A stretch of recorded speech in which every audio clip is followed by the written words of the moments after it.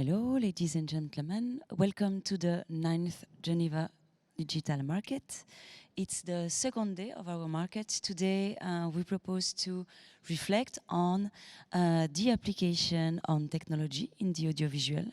Our scope is to have a better insight on how we can use those technologies to find new forms of storytelling, how we can strengthen our narratives and have found a better form of communication. So we have for the second panel today a very interesting proposal named Understanding and Applying Innovative Technologies to Independent Productions, which is really a hot topic nowadays. And to present and moderate this panel, I have the pleasure to call on stage Censorship, which is our industrial advisor, but is really someone that is counting on the international level, I would say. He's since many years active in many fields of the audiovisual. He's been producer. He launched several accelerators for innovative.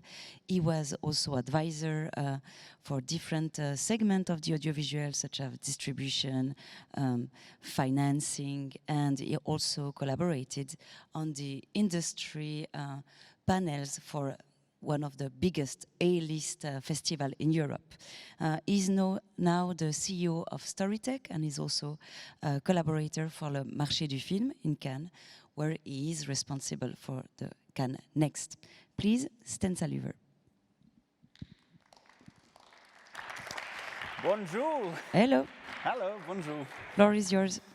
So, bonjour, guten Tag, I guess. Welcome to the second day of the GDM.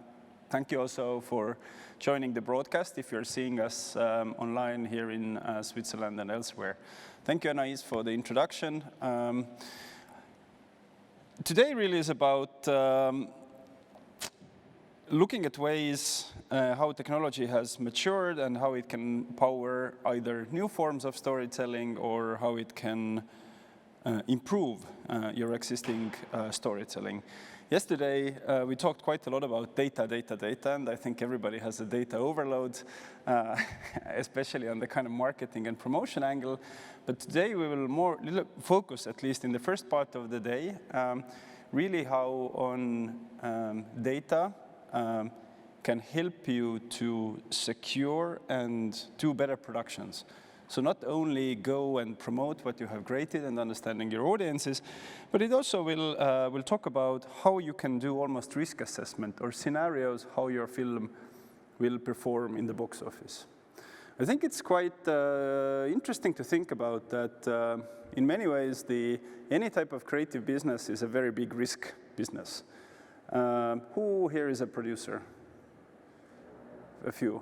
Have all your films been success stories always?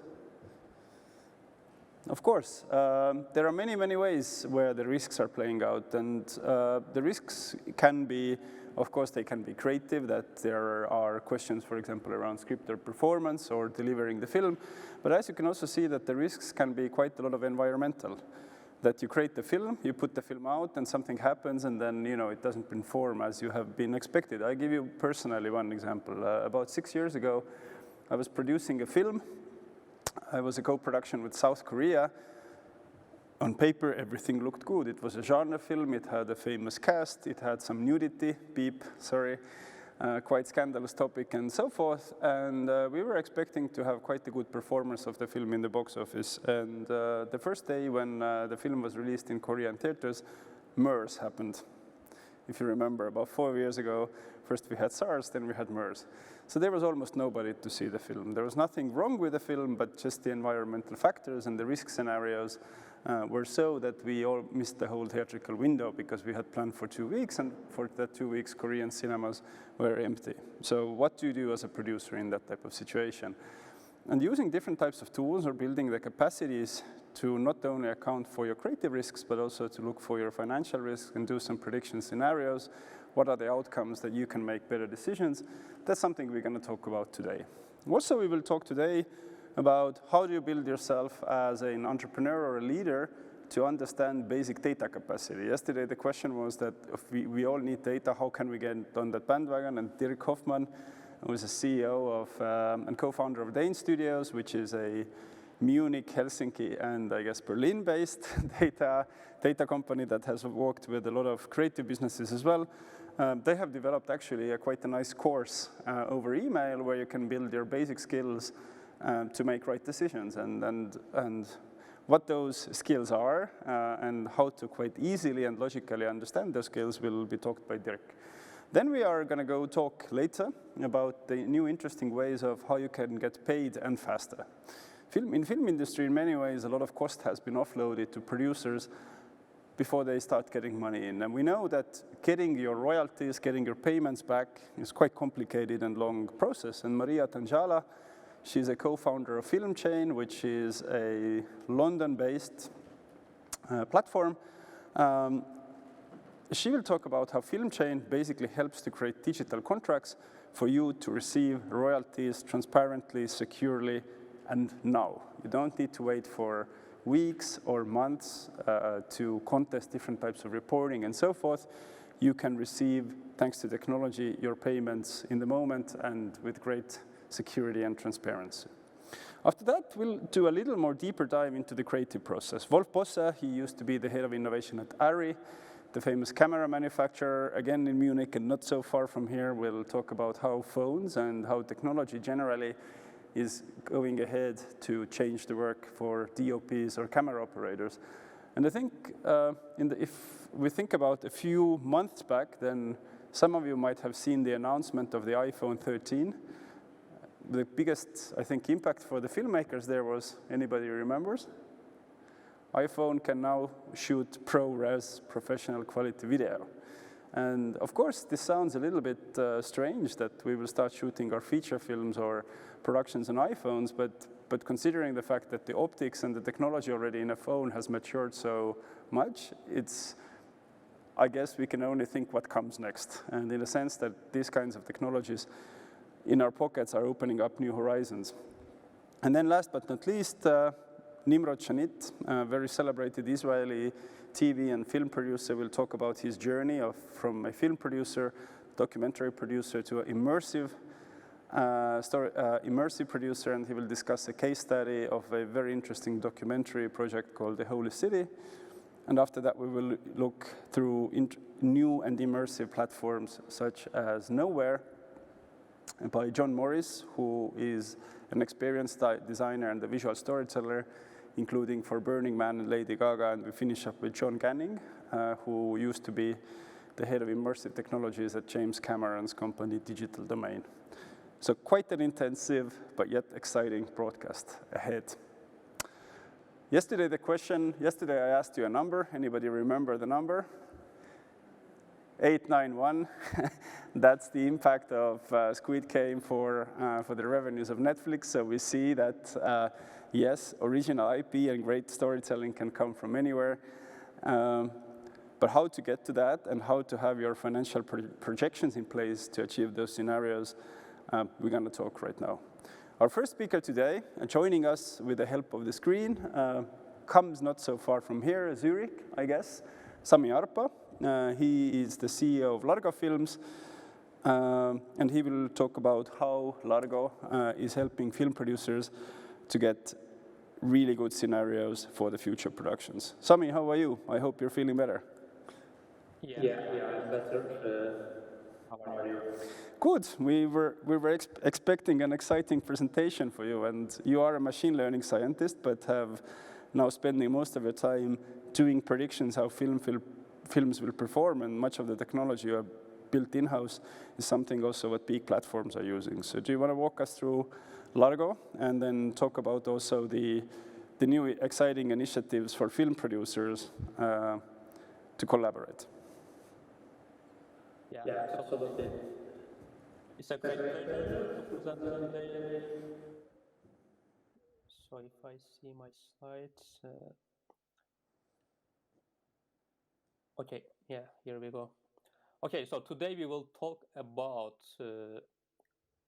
how we can leverage the success of European movies by using artificial intelligence with a specific case study that we made in detail in the past, but I will give you a summary over that. Before this, I would like to talk shortly about Largo AI, what we do. So let's say you are a producer and you have a film at pre-production, post-production, or distribution stage.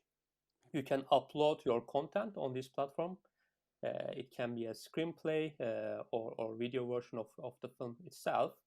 Then system automatically provides insights over the content, over your audience, over the market potential of the film within a few minutes. It doesn't tell you what to do, but it gives you a lot of insights over those to be considered on your table while you are making your decisions. And our main innovation here is this technology, AI technology, that we find the DNA of the content, cinematographic DNA of the content. So here our goal was to represent the content in a small space that we can make use of for the predictions in the financial forecast or demographics. But let's go over to this cinematographic DNA part. Here you see that there are three diagrams: genre analysis, age suitability analysis, and the content analysis over the platform. For example, the one at the top, that's the genre analysis. System automatically finds how different genres are evolving over a story. For example, how comedy is evolving, how drama is evolving. And similar way, it finds the content relevance to different attributes, different cinematographic attributes.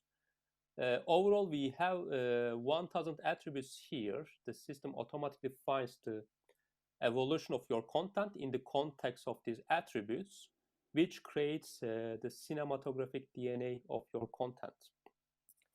And then, so we use this firstly for the content insights to give another perspective to your content, but then this is also used as a base for your character analysis and also casting propositions.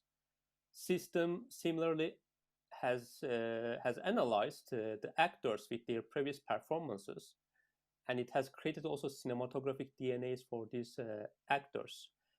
And once you put your content on the system, it also creates such a cinematographic DNA for your characters. And finally, it finds the actors that are fitting with the highest relevance to your character.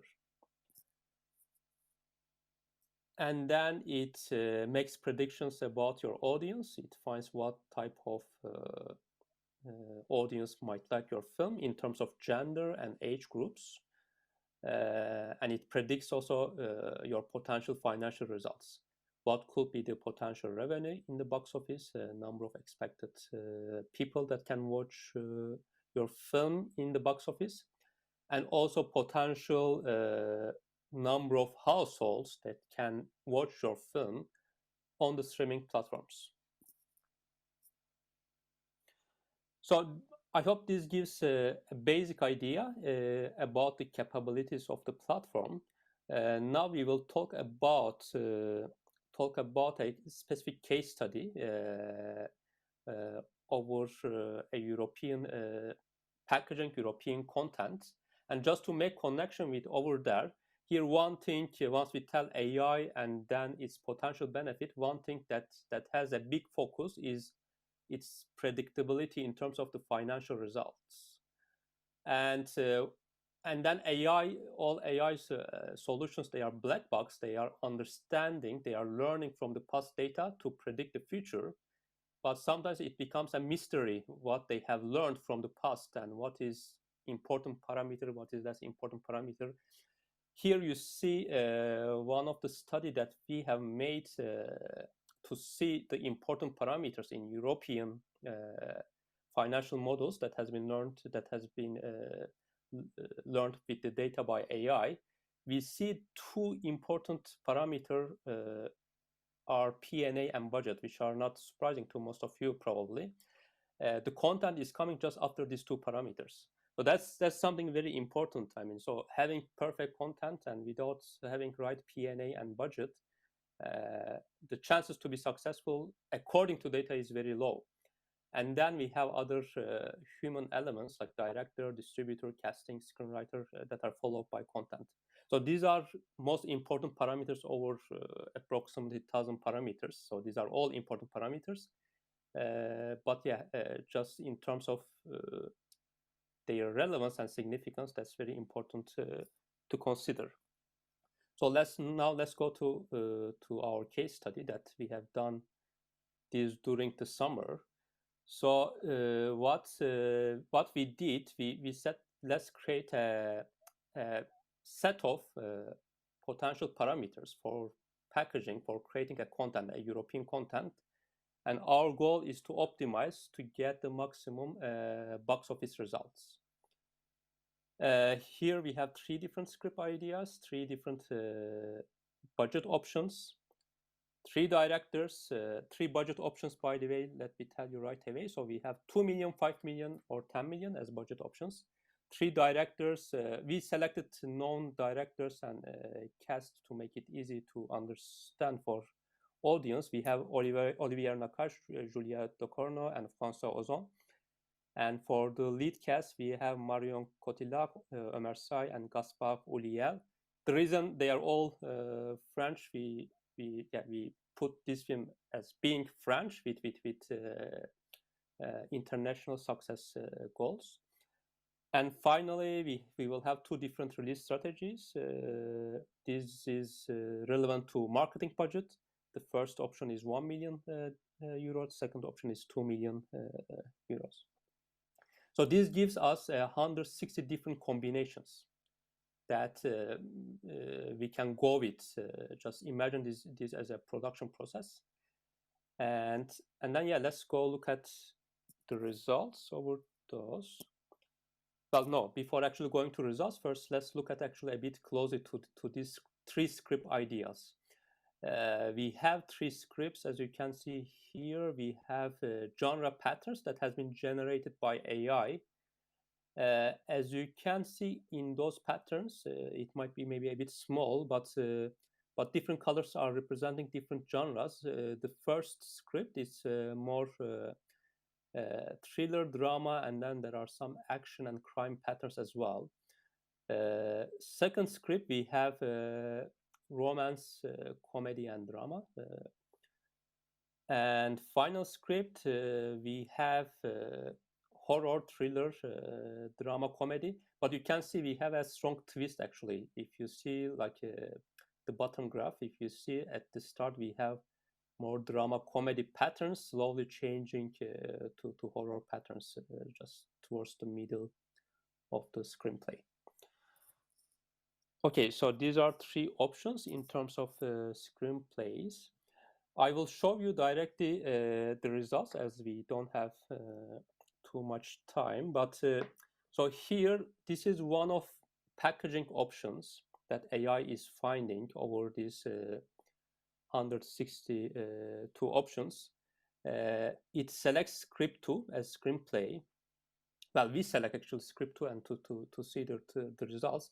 Then we select budget as 5 million, 2 million P&A, director Olivier Nakache and Gaspard Ulliel, the lead cast.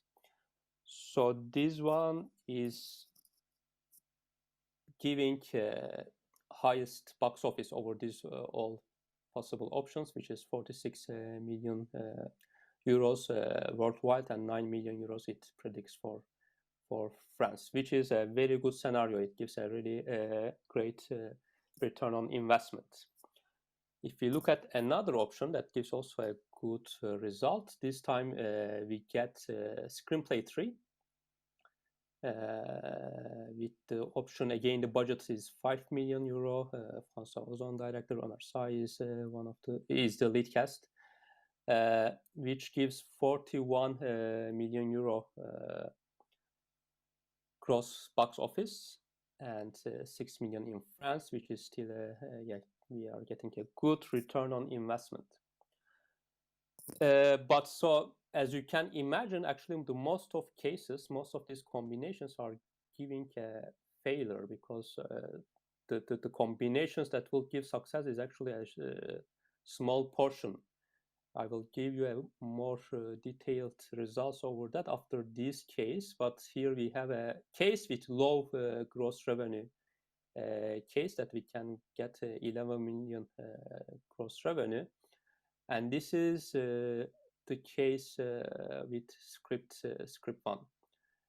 And again, here there is impact of screenplay, there is impact of your budget, your director selection, your casting selection, your release date, your P&A. There are many parameters we have kept also fixed. You see these ones in the middle, like runtime, script type, like language of the film.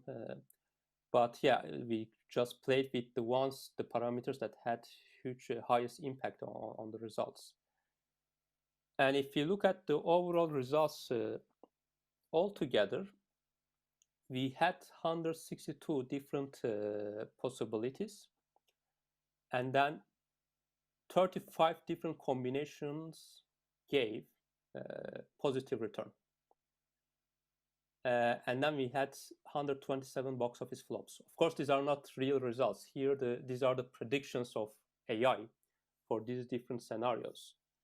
But if you look at the overall percentage, only 70% of scenarios, with scenarios, I mean the scenarios of the packaging, bringing these parameters together, we have positive return.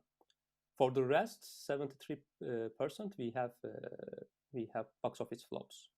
And actually, interestingly, these numbers that in this case study that we have found, this 27%, is very similar what happens with the European movie industry. If you look at the historical data and if you check the return on investment, positive return on investment ratio in general in European films, it's changed a lot from country to country, but if we get the average, it is also around 30%. So it is very easy to be on the 70% portion. That's why actually we need really more insights, more data, while we are making our decisions to be on the 30% of the side. You might wonder comparison of that with the American film industry, with Hollywood. In Hollywood, this is different from the studio to studio, but we find in average this positive return on investment case rate is around 55%. So it's much better than Europe. But still, I think there is a lot of space for progress over there as well, because we see by using more data with AI, you can make more informed decisions, and this can go close to 80%, which is potentially the case with Netflix and Amazon. We don't know their success rate, but we know they are more successful than studios, and then they use the data AI much more than them. So we know the many studios, they use data, but still many traditional methods are in place over there as well. Okay, so yeah, that's the end of my presentation. Thank you very much. Producers stop producing and AI starts creating. That was a joke. But I really want to kind of come back with a few questions. Those scenarios that you presented today, they are not hypothetical. They are quite practical scenarios, and if I'm correct, this was the case study that we also did in Cannes with one of the most reputable French production companies, leurs, who just recently received the Oscar nomination as well. Can you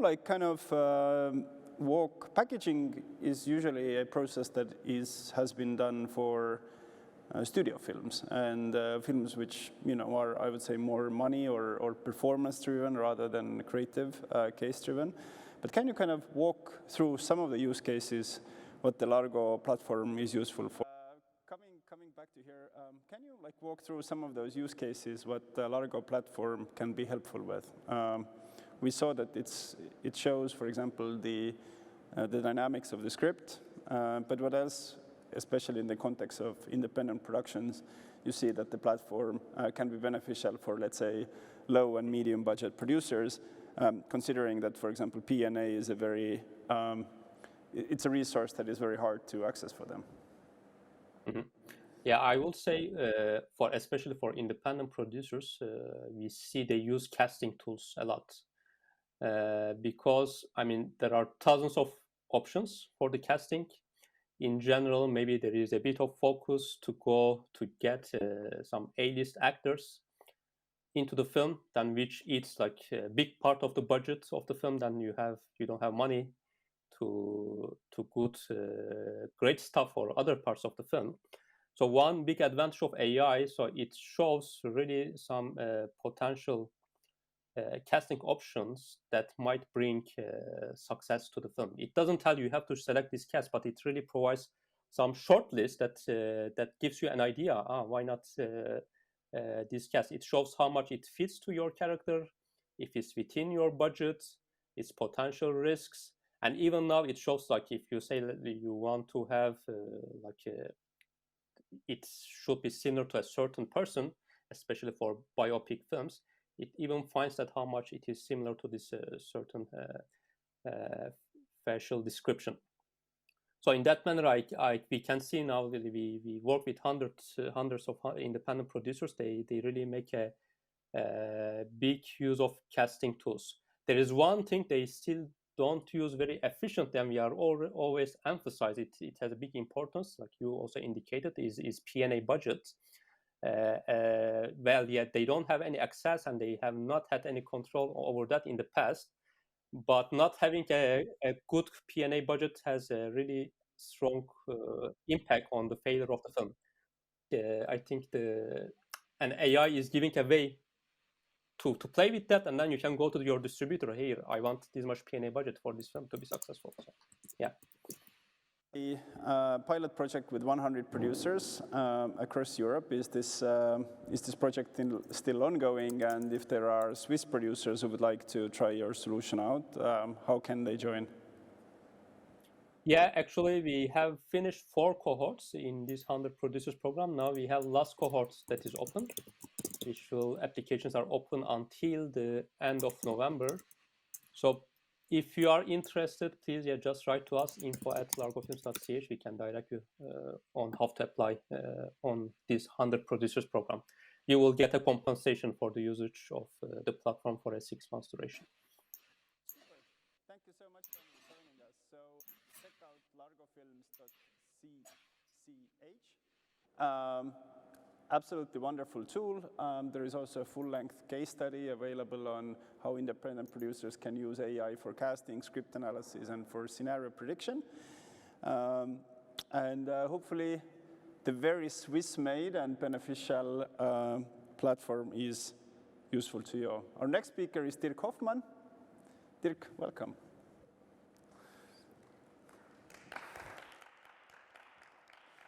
So, I don't even know how to introduce you. You seem to be a superman in various capacities. Have a degree in data science, psychology. I have been working for the tech sector, including bank, T-Mobile, and being a director of consumer analytics in Nokia. And now you are running a data-driven company, Dane, in Helsinki, Munich, and Berlin, helping companies actually to make sense of what data does and making better decisions. Did I get it right? Yeah, no, thanks. Thanks also for being here. And I think it's nice to be, again, somehow around with people. And of course, also for the ones online. I think somehow it's, especially I think in this topic where so much is happening, I think it's so important to have this exchange. So, look, you're a veteran who has about 20 years of more than 20 years of experience in this data business. What Sami was talking about is that possible?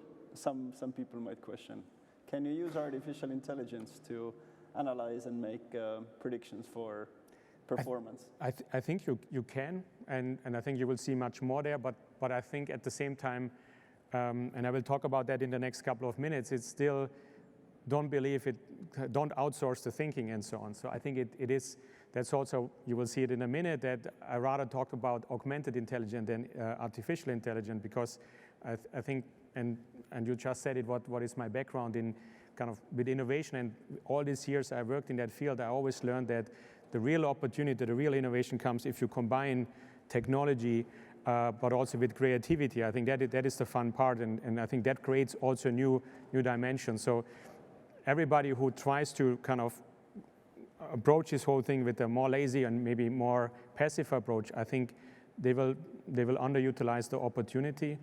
And I think secondly, you mentioned already that people might be already kind of overwhelmed with the topic of data. Bad news, it is a lot about data. So good AI, there will be a lot of discussion of small data and big data and so on, but the bottom line is you will need data. And I think also Sami's solution, I think it of course requires a lot of underlying data, which is a big challenge. I think that's why the Netflix, the Amazons and so on are really powerful, because they can build their models on a huge amount of data. And of course, I think especially here for independent producer, it is a challenge. And I think one question is, of course, are there ways to combine, join forces? Because the more kind of the bigger this data asset is, the more powerful also kind of solutions can be, the more kind of precise and granular they can be. You will talk about how we can make artificial intelligence a little bit more of a friend rather than an enemy. Yes. And about also the exciting training course what you have. Yeah, so please. Thanks. Maybe just quickly about us. Yeah, I said that DAIN stands for Data in the Eye. I think the whole team, and you see different roles of data science, data strategists, and data engineers and so on. So I think for us, when we founded DAIN a bit more than 5 years ago, we wanted to work with many different domains, because we also strongly believe there's a lot of commonalities, and we also wanted to help companies really from the very beginning to define what is the opportunity all the way to execute. And that's also how we have been set up. And as you can see, worked with very different industries. And I think for me, it's still amazing to see every day you learn something new about an industry. So very quickly, what we do is really strategy, operating model, a lot of these things, also what you have seen, what Sami has presented. It's not only, that you define some algorithm, but you really need to think about the whole process, about where do you get the data, what is the data scientist or data engineer is doing, and then also how do you feed that into your process, because one thing is to have the finding, you can have beautiful dashboards and so on, but if nobody takes action on it, they're useless and no value, and that also is pretty much reflecting in our team. But less about us, I think that's not important. Of course, the topic is buzzing, but you also will see a lot of people which saying, yeah, it's not new. We have talked about AI many years ago. You will also find people that saying, I was coding my first neural network during being a student and so on. But as you can see, there has been a lot of things booming in the last couple of years. It's driven by cloud technology, so kind of storage is available, performance is available. As such, the algorithms per se haven't been kind of developed kind of in kind of crazy in that sense. But of course, the exchange of the community has been driving that. Of course, as it's always with the boom, you will also see that it overshoots. And I think that's also what we currently see, that people think that, yeah, AI will kind of solve issues, all the problems you had before, so suddenly they will be done. The nice thing is, and you see maybe starting with the node kind of left out AI creates, it is of course also a field where you see application and services, but frankly speaking, I strongly believe as a foundation, these four things, they need to, if you master those ones, you can go further with the creation part. But I think the cool thing is it's expanding and enriching the senses we always have as a human being. We hear, sees, enriches information, predicts, and kind of automate. As such, kind of, you could say very, very kind of clear things. I think the interesting bit is you can do it in scale. A doctor can maybe review 10 X-rays a day and analyze it. Of course, a kind of an algorithm can do thousands and learn from them. And I think this topic of scaling is one of the most important points in what really makes a difference. And I think I don't need to teach you about your process and the opportunity in the film industry, but I think at least when I looked at it and looked into a couple of use cases, of course, it can complement, it can help in all fields. So the opportunities are endless. The first, and also the buzzwords are endless. So the first thing to start to not getting confused is to look into where we are. And as said, a lot of people, they talk about super intelligent, kind of technology, machines will take over. The reality is we are at this augmented human intelligence. And that means, as you can see, the combination of technology and human being, that is superior. It's not a fight between the two ones. And that is also, I would say, the fundamental. So whatever kind of, when you approach this topic, always think about it. What is your role? What is your role with your domain expertise? What is your role with your experience and knowledge? And I think that makes a difference in this combination. And that's also what you will see a data scientist. A data scientist can run the models, do all the stuff, but the interpretation of the results will require that you kind of augment it with domain expertise. So lots of buzzwords, lots of technology, kind of so to confuse. First thing which kind of creates confusion is that sometimes people mixing up, AI-powered solutions. I think Sami's product was, for example, on the left side. It's a functionality in a tool, and it can help, for example, to analyze data in scale. But, for example, if you're now a production company and you need to think about your promotion process, your production process, it's a process, and that means you need to combine the workforce, the human being, the experts there, the process, how you do things, how you need to be involved. And that means, and that's also what we see in a lot of the projects we're doing, this is much more complicated because this environment cannot be that easily controlled. On the left side, if you talk about a product, you pretty much control the input, the data used, you can build a model, and you control how it's kind of provided. But on the right side, which is of course can be built on AI products, the big thing is that you need to kind of embed and integrate into an existing process, or you even might need to redefine it. And that also means it creates time, it creates kind of resistance, and that also means you need to think about how do we get engaged with the people involved in that process. So I already mentioned it in the intro. First thing also important is that besides the principle about between these two forms of AI, is that the foundation is data. And I think I found this quote from Yuan quite nice, is in that sense that a lot of companies talk about now to be an AI-first company. I think what he is highlighting is that he wants to be a data-first company. AI is a methodology building on top of it.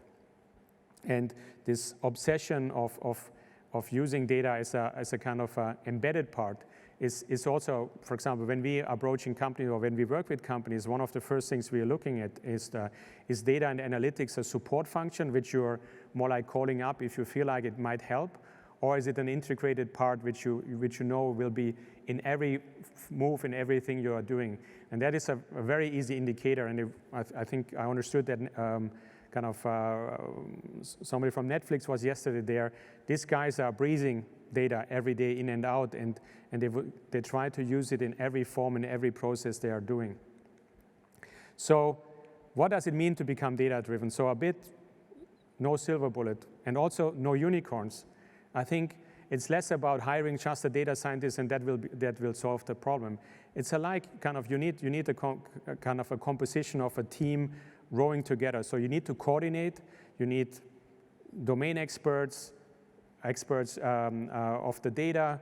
You need, for example, marketeers, product people. So you need a kind of a multi-functional team which you need to coordinate and bring them again. A data scientist, of course, the first thing is a new embedded kind of person into that. So when you think about now a new production, the best way to do that is to introduce and integrate the data people right from the beginning, not at the end, and then rowing it together. Data literacy is a topic, and this guy is real, so it's not a robot. Actually, we did one of the projects for the Austrian lotteries and casinos, and a lot of companies wondering about what does it mean to be data literate. And I think for me, this is a representative of a data literate person. He's the chief croupier of the casino in Vienna, and when we talked to him as part of this project, he told us all his stories about every day he thinks about that. For example, the top right, this very bright room, he realized that Chinese want to play in a bright environment, while Europeans are rather play in a darker field. He realized that putting a slot machine next to the toilet kind of increased the revenue quite a bit and so on. So he didn't use the tools he used was Excel. The tools was used kind of the data he got out of the machines. And the third and most important thing was he was just curious. Every day he was thinking about how can I improve it? And then he did the experiment. And whenever somebody asks me about what is a data literate person, I would say this is for me a role model. And he has not studied data science, not studied anything in the data engineering field.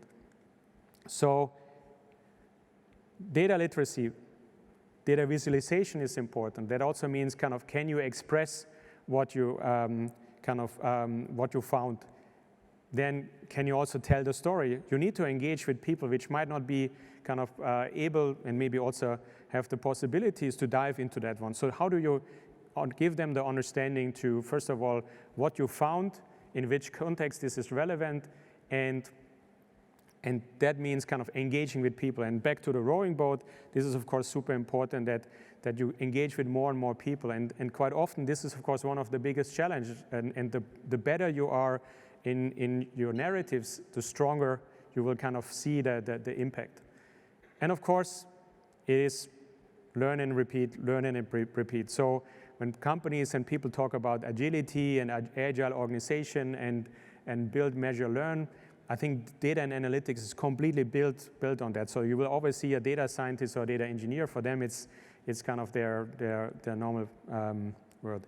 So how to get started? So the thing is, and introducing it, kind of how do you build kind of your analytic or your data product?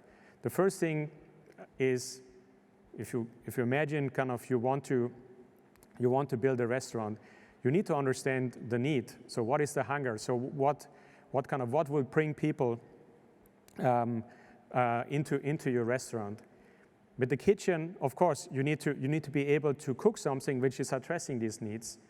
The tasting is important, of course. So you need to build this feedback loop, and of course, if people enjoy what you have produced, what they have kind of consumed, the feedback will be positive. Or if the feedback is negative, you will reiterate. And you will build on that. And if you start with the hunger, and that's also where I want to kind of focus on, a methodology, what we are using is called data thinking. And it is, in that sense, in a very simple terms, is taking the design thinking methodology, so problem solution, and all the kind of the methodology, how you kind of drive that forward, augment that with the data science and engineering right from the beginning. So you start addressing what is the need people have. So, for example, when we work with clients and so on, we never ask about what data would you like to have. The first question is, what keeps you sleepless at night? What is the key question you need to answer tomorrow? Then, in the context, we work with the people about what is the information you have available. So we more like talk about the information, and then from that perspective, go into a kind of solution design and so on. So the reason for combining these two things is also, as I said before, to bring those different teams together, to bring the conceptual people together with the data people in a common process, common language, and also common targets. And at the data thinking topic, You can do that in a very quick fashion in a couple of hours. You can do it in a 1-week sprint. You can kind of iterate over longer time. But as you can see, it's very straightforward. Understand, you empathize with the audience, and of course, data already there can help. So what do you know about the needs? Do you have any evidence and so on? Then you ideate and prototype. Of course, a strong link then to the service created around the data. And then, very important, quite often kind of a bit ignored, is this test and implement. And data is not only kind of the fuel for the solution, of course, it is also the method for assessing if you're on the right track going forward. And I can't emphasize it kind of strong enough, because it's very tempting to right away jump into the solution. But even more important is kind of spend most of the time on the problem. So I would say spend rather kind of 2/3 on the problem, 1/3 on the solution. The solution might change over time. The problem really stays, and only if you crack the problem, you will go forward. And here, we're not only kind of practicing the data thinking toolkit, we also kind of give master classes, but we also have an email course. And if you scan this code, typically it's around 150 euros, this email course. But if you scan it, I will get an email and you will get it for free. And you can try it out. And of course, I think maybe the deal is that you give me feedback on was it useful. Of course, I think we also want to learn. It's not only kind of Tizian from our team is not only introducing it with videos about how to get started, but as you can see, you also have the different templates and so on, so you can get started right away. And as said, this is also a methodology we use every day, and at least we strongly believe it helps a lot to kind of structure your creative process and embedding the data thinking, the data elements into that one. And that, of course, if you start with the hunger and the sourcing, then of course there's a process you need to follow. I leave that today a bit on the easy side, because I think if you get, I think the most important point, at least I strongly believe in, to get this spark in the beginning, get this idea how data can help in your day in, day out, then there is ways how to get started and how to get implemented in scale. So thanks from my side. I hope this helped a bit to yeah, I said, demystify AI, but also in that sense, same time also take it into action so that you can start kind of benefiting from it. Thank you. Thank you so much, Luke. We're gonna get.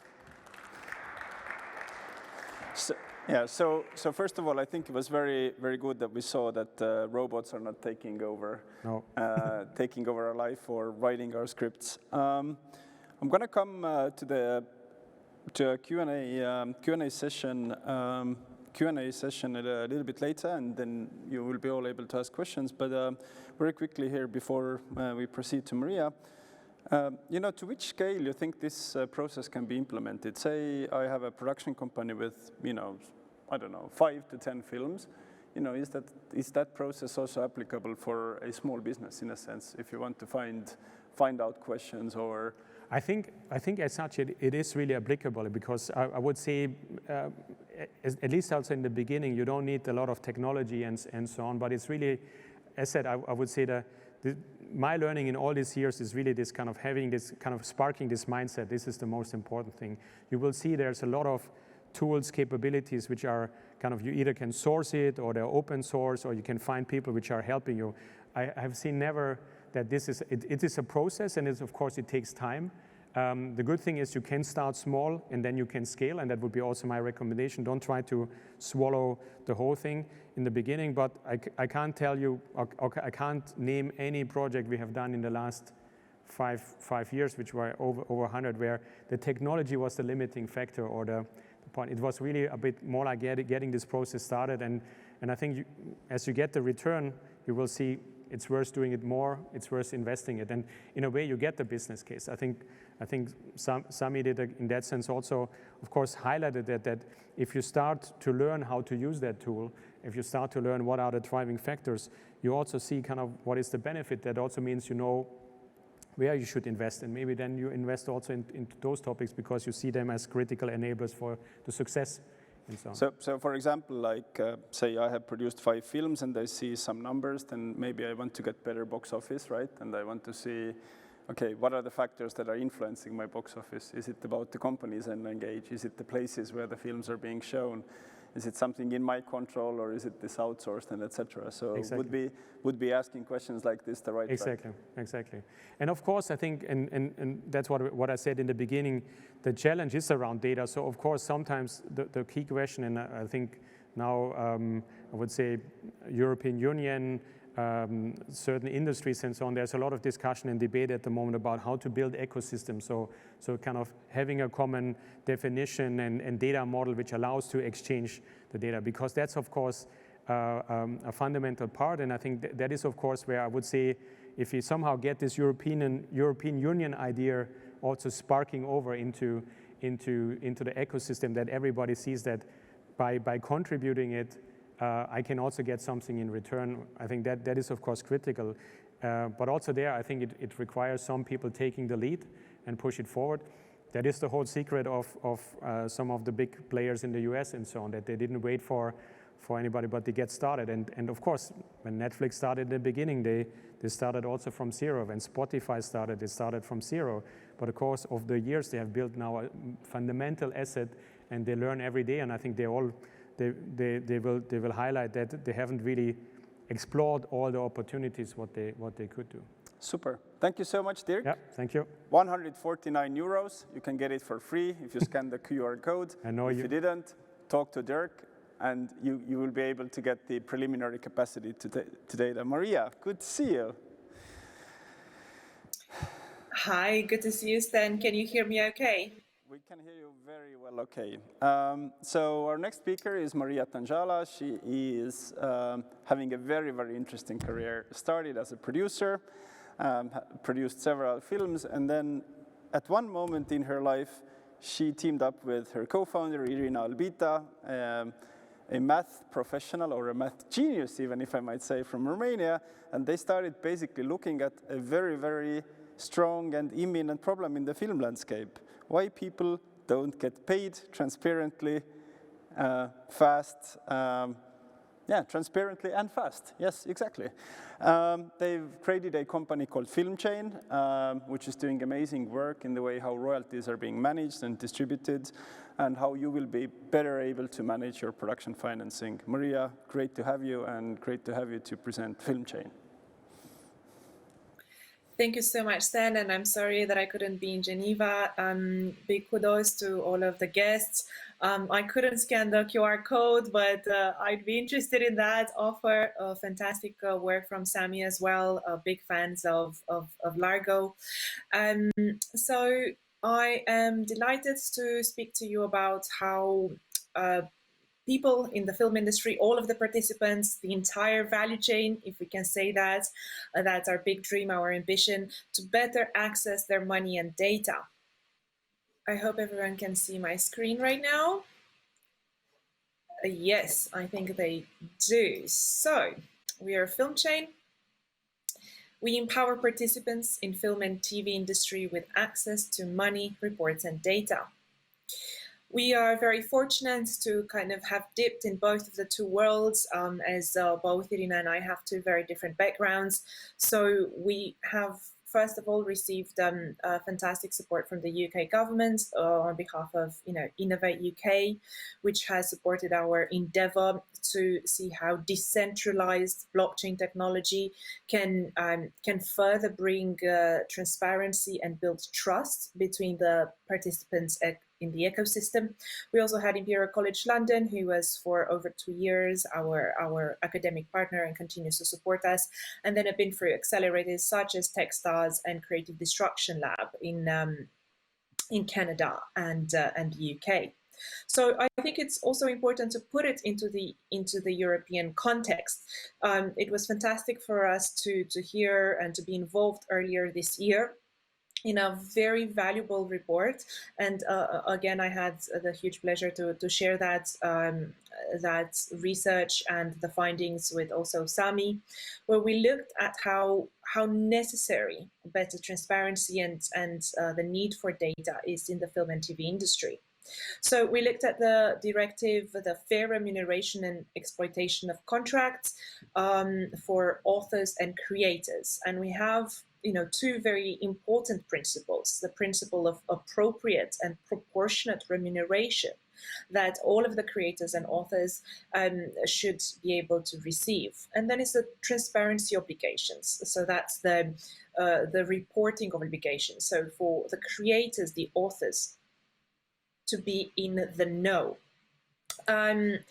What was a very interesting finding was that right holders may miss revenue streams linked to their unidentified content.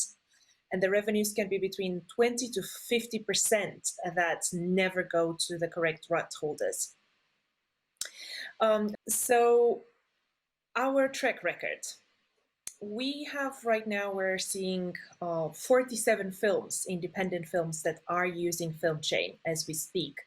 So we are at the moment having budgets between 2 to 10 million from a lot of fantastic partners such as Nordis Film and TV Fund, HBO, Cinetic Media, Screen Australia, Eurimage, who was with us right from the beginning.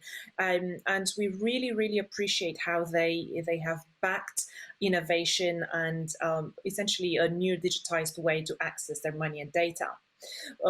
900 participants are getting paid every single day through the platform, and it's always kind of an honor to be able to, for people to receive payments as little and as or as small as 35 euros, and they get a notification and they go and they click withdraw, and then the money is going into their own bank accounts. So we cover many territories: Europe, UK, US, Canada, Australia, and Israel. And we're very fortunate to actually work with 2 Academy Award nominated films. But what we have seen that was for us like a huge validation in the industry is how enterprises also need exactly the same level of automation and better ways to calculate the royalties management solution. So we're very fortunate to be working with A la Mode in Germany and Lumiere in Benelux, 2 fantastic partners. And what is very exciting with Lumiere, with our partner at Lumiere, is because they also have all of the exhibition points. So it goes straight to the consumer. And that's why I'm going to kind of briefly take you guys through how the money flows in the industry. I'm sure that many of you are already aware of it, but again, just kind of going through the waterfall. So going back to the point of sale, the cinema and the streamers, that's where audiences first get in touch with with the content, and that's where they purchase it, either through a video on demand platform or they buy a ticket and so on.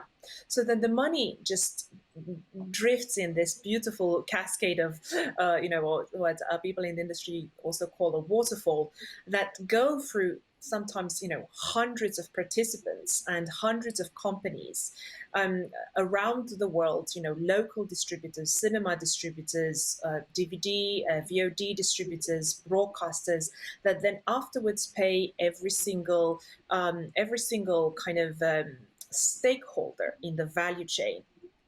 So what we see often is that films with bigger budgets tend to recoup their investments and pay for all of the P&A costs, and then they go into the break-even point, and that's when they become profitable.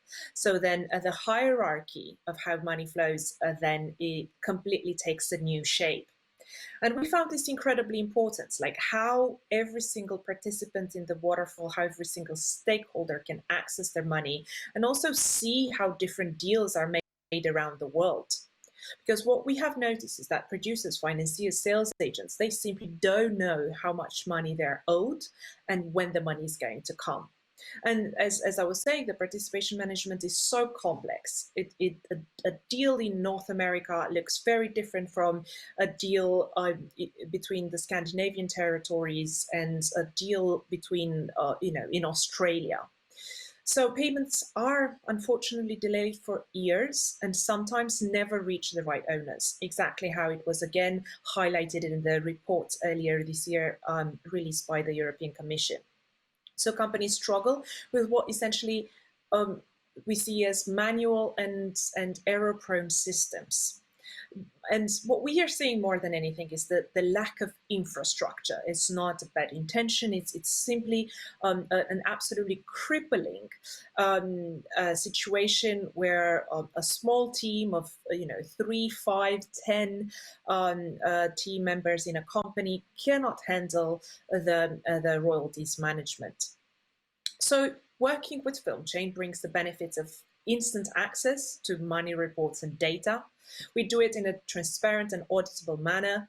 We offer, of course, analytics and insights, exactly as the prior talk, the importance of accessing your data and understanding analytics from every single territory.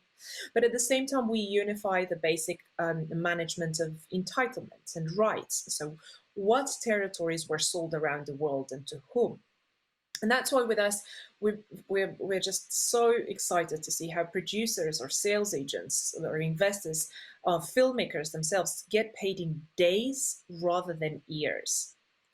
For the enterprises, it reduces massively the workload necessary to track and to report income.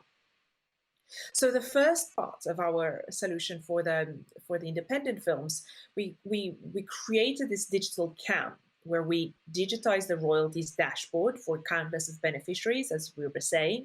And then the transactions, the distribution of every single incoming gross receipt is announced to all of the signatories parties to verify. Anyone, including actors or their agents, they get to see their wallets. They have a visualization of how much they're owed and when they have withdrawals to make. At the same time, we recognize the importance of data. We're not, exactly as Dirk was mentioning earlier. We incorporate data as part of it's almost like a commodity. We can no longer ignore the value of data.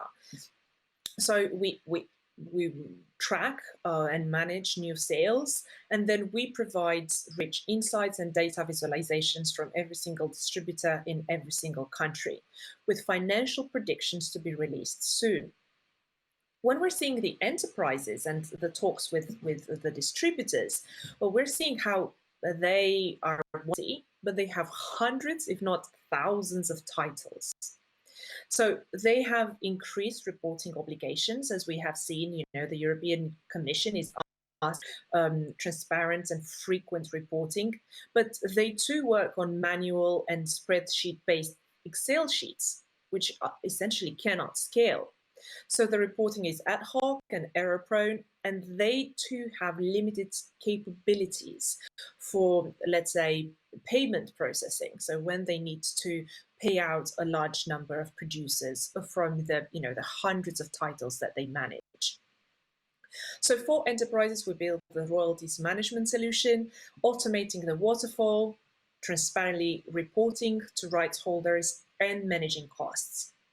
Again, we take a very kind of modular approach, and we build API integrations. So we don't want to reinvent the wheel in every chapter, and we're absolutely thrilled to work with whatever rights management solution or costing solution that the enterprise has, and then to run APIs in order to do our own calculations of recoupments. How do we use the blockchain technology? This has been a big buzzword in the industry for so many years, and what we have taken was just like a very kind of cool-headed approach, if I can say that. So we are blockchain agnostic. However, we use a private Ethereum blockchain. At the moment, we do not feel that a public blockchain is necessary for how we do use the distributed ledger technology, but we see the huge value and the paradigm shift which can create in the industry for years to come. So the beauty of the blockchain technology is that it transforms a centralized solution, like how we have seen just a couple of weeks ago how Facebook, WhatsApp, and Instagram have been down for 6 hours. And that's because they obviously use centralized solutions. But what happens, for example, with what blockchain, the distributed ledger technology, proposes, is to run so many nodes in the network, and that the information is backed up on tens of thousands of computers around the world, where a public blockchain is used in order to back up data. It is to this date one of the most secure and transparent ways of accessing information, and it is, if anything, I would like everyone at home and in the room to don't be afraid of the blockchain technology, because the technology is so much more than just cryptocurrency and speculation, and it is this incredibly powerful, secure, and fast database that has the data, and it distributes the data on so many other hubs that participate to the network. How we use it? We use an immutable record of transactions, so all of the transactions coming in, all of the distribution of funds, so if 100,000 comes in, how 100,000 is split between 100 participants, and then we do have NFTs nominating ownership for every single participant, and of course the attributes of that ownership. So let's say that you are an actor that is recouping in position 3, and you recoup from 50 territories, and you have a commission on top. There will be an NFT nominating that ownership, and that can never be disputed once it has been created. So Irina and I are the two co-founders. We're again thrilled to work with a fantastic team, and we have Stefan Langefeld, the former head of Apple iTunes in Central and Eastern Europe. But we also have brought on board, and we're very excited to be working with Jan Spielhoff, who has been the COO of Hanway Films for over 10, 12 years. What was important for us, get backing from the tech industry as well as the film industry. So we have been, named the Startup of the Year at London Business Awards, but at the same time we won the Cinemaldia Startup Challenge at San Sebastian.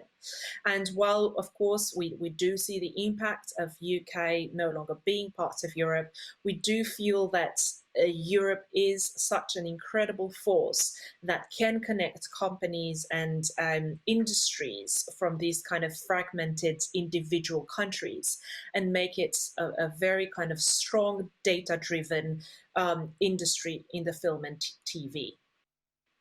So this is us. Our mission is to get the money made by the films we love to the right people. I am Maria at FilmChain. Please feel free to reach out with any questions after this presentation.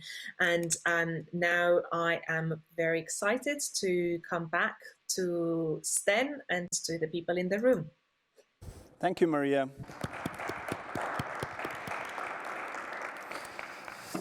Thank you all. So if I kind of summarize your presentation very fast, you have two options. The one option is keep waiting for your money, and the other option is that basically to create a digital agreement and get your money in very fast. Let me a little bit kind of dive into the sort of the two critical questions. So as we understood from your presentation, what you're, as far as I understand, you're basically creating a digital royalties management agreement. And is that agreement something that kind of can work along with traditional sales and distribution agreements that the producers might be familiar with?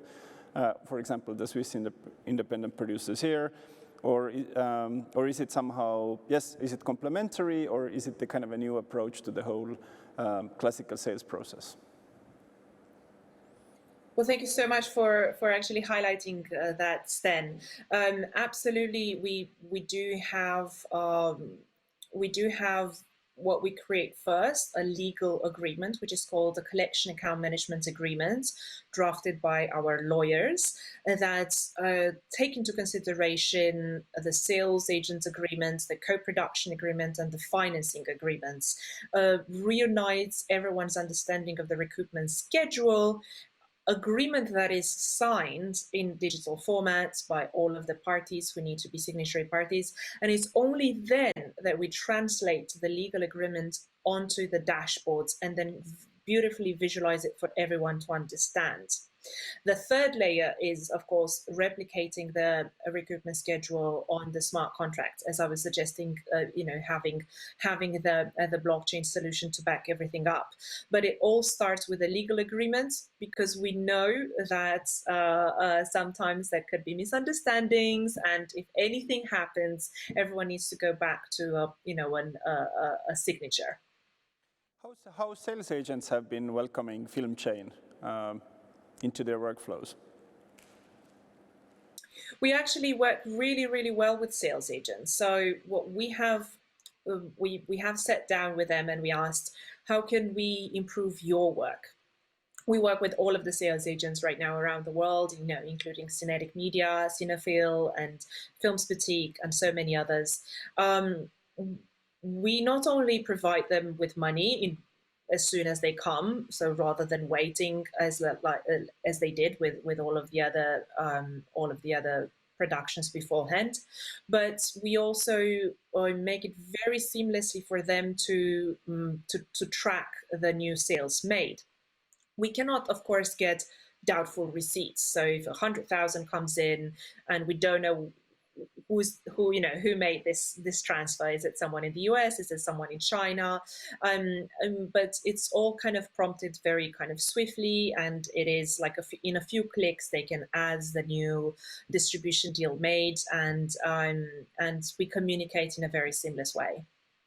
So I also, it's you have been with Barclays and some of those really reputable financial institutions to make sure that everything that happens. TransferWise. And TransferWise, yes, which has Go Estonia. which has just recently come public and is one of the biggest financial payment processors in the world right now. But let's also a little bit talk about the security component, right? People are trusting their money to you. I understand that also FilmChain helps to manage exactly those type of contestations, making sure that everybody has access to understanding how the money flows, and in case something goes a little bit off track, there is ways of correcting and disputing that as well. Yes, absolutely, and this was paramount for us. And so we had discussions with, of course, with the Financial Conduct Authority, FCA, here in the UK, to understand all of their requirements. With our banking partners, what are their KYC, so know your customer protocols, and at the end of the day, we are the custodian of the funds. And so the money always sits with Barclays, with TransferWise, with our banking partners, and with all of the incredible protocols that they have put in place. And then what we have, we're using all sorts of like fintech solutions in order to automate the flow. So you know how normally everything kind of takes a bit longer with more traditional banks to receive the notification that money comes in, to receive the notification that the money was paid. Then we used fantastic kind of fintechs like Tink, like TransferWise, well, now formerly known as TransferWise, now Wise, in order to automate the flow of data. But ultimately, we're the custodian of the funds. Last but not least, what does this cost to the producer, right? You have to make a decision. Good things don't come for free. Of course. Well, thank you so much for this question, Sten.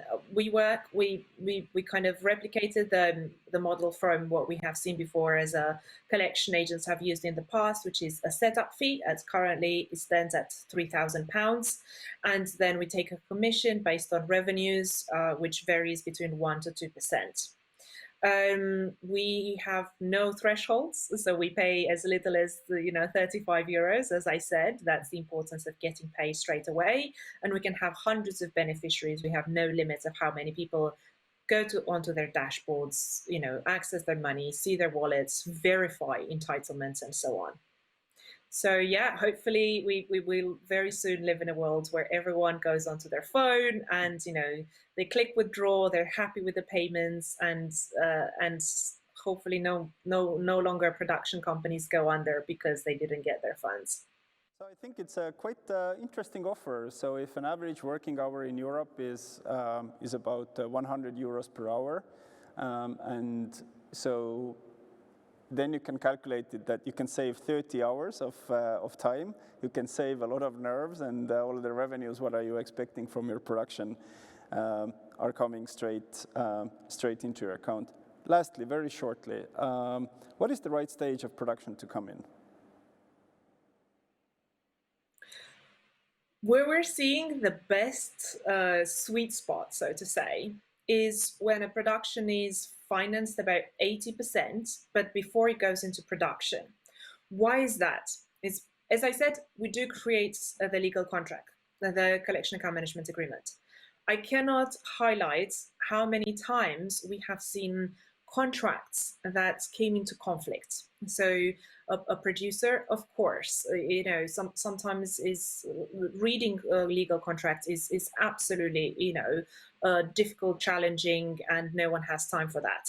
But we have seen so many times the producer signed 2 financing contracts that were clashing, essentially, that were fighting over the same position. So that is a perfect time for us to say, you have to renegotiate these contracts, because you cannot give, the same recoupment position to 2 people when you have signed something different. So it is a perfect time for us to go back, to signal it to the producer go back to the financiers or to the sales agent, say, we have conflicting clauses, let's renegotiate. Of course, we can do this further down the line. Thank you so much, Maria. If you want to get money transparent, fast, and with the help of technology, filmchain.com. Thanks so much for joining us from London. Next, we are going to try. Thank you so much. Next, we are going to try something totally crazy. Our next speaker is Wolf Bosse. He will be joining us from Africa, if I'm correct. Really, really good to see you. So, where are you? I'm in Rwanda, traveling and experiencing the culture and also some business aspects, traveling around. Rwanda is very, very small, but in a fairly good condition. Super interesting country, so my recommendation.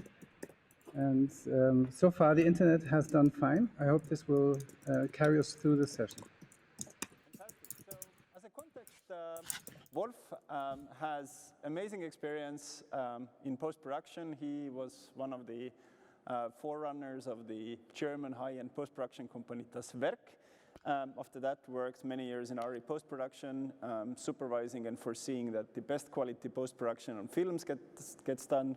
Then worked at RE running innovation project, and now he's consulting projects around filmmaking, post-production, and innovation in cinema. And since we are also talking today about new production technologies, I would like to hand over to Wolf to do a presentation on what and how we could imagine where cinema technology and especially DOP technology and lensing is evolving. So Wolf, please. Thank you, Stan. Great to see you again, and I hope we'll meet in various places again. Thank you for inviting me. So this talk was named What If Lenses would be substituted some time ago, but now I changed it to What When Lenses will be substituted, because it's on its way. And oh, this is what the clicker is amazing. We all know these very valuable and sophisticated pieces of extremely expensive glass that are used on sets to create the most beautiful image. And it has been part of cinematography for a long time for a good reason. It was not only to capture the images, but we had certain things to solve or to offer to create a beautiful image, not only a sharp image or the right angle, but it was also about certain parts of the image being in focus and certain areas of the image being out of focus. And this is a very important part of the beauty of an image. It's called bokeh, and you need certain things to achieve that, which is a large sensor area, or maybe in earlier days a large film area, and then you need mostly longer focal length on the lens itself. As far as you can take it, an open f-stop, and well, the image that you're looking at should not be too far away. So then you can create something that creates this, what we call bokeh. So the lady in the front, she's in focus, and the things in the background are out of focus. And this is just natural to us. We have seen these images hundreds of times, but they demand these high-class glass lenses for the last century. And these are the images that kind of refer to the way that we as human beings look at the world. We don't look at everything in focus at the same time. We will look around and we defocus certain things. And so if you burn this into one image, then this is what we call a beautiful image, and anything else would not really work. And I told you some of the rules that you need. So it's about the f-stop, it's about the sensor size. I don't want to take you too deep into all these numbers, but basically the wider open your lens is and the larger the size of your sensor area is, it doesn't matter whether it's a digital sensor or an analog sensor, they all have their size, and the larger they are, the more you will have of this beautiful bokeh phenomenon.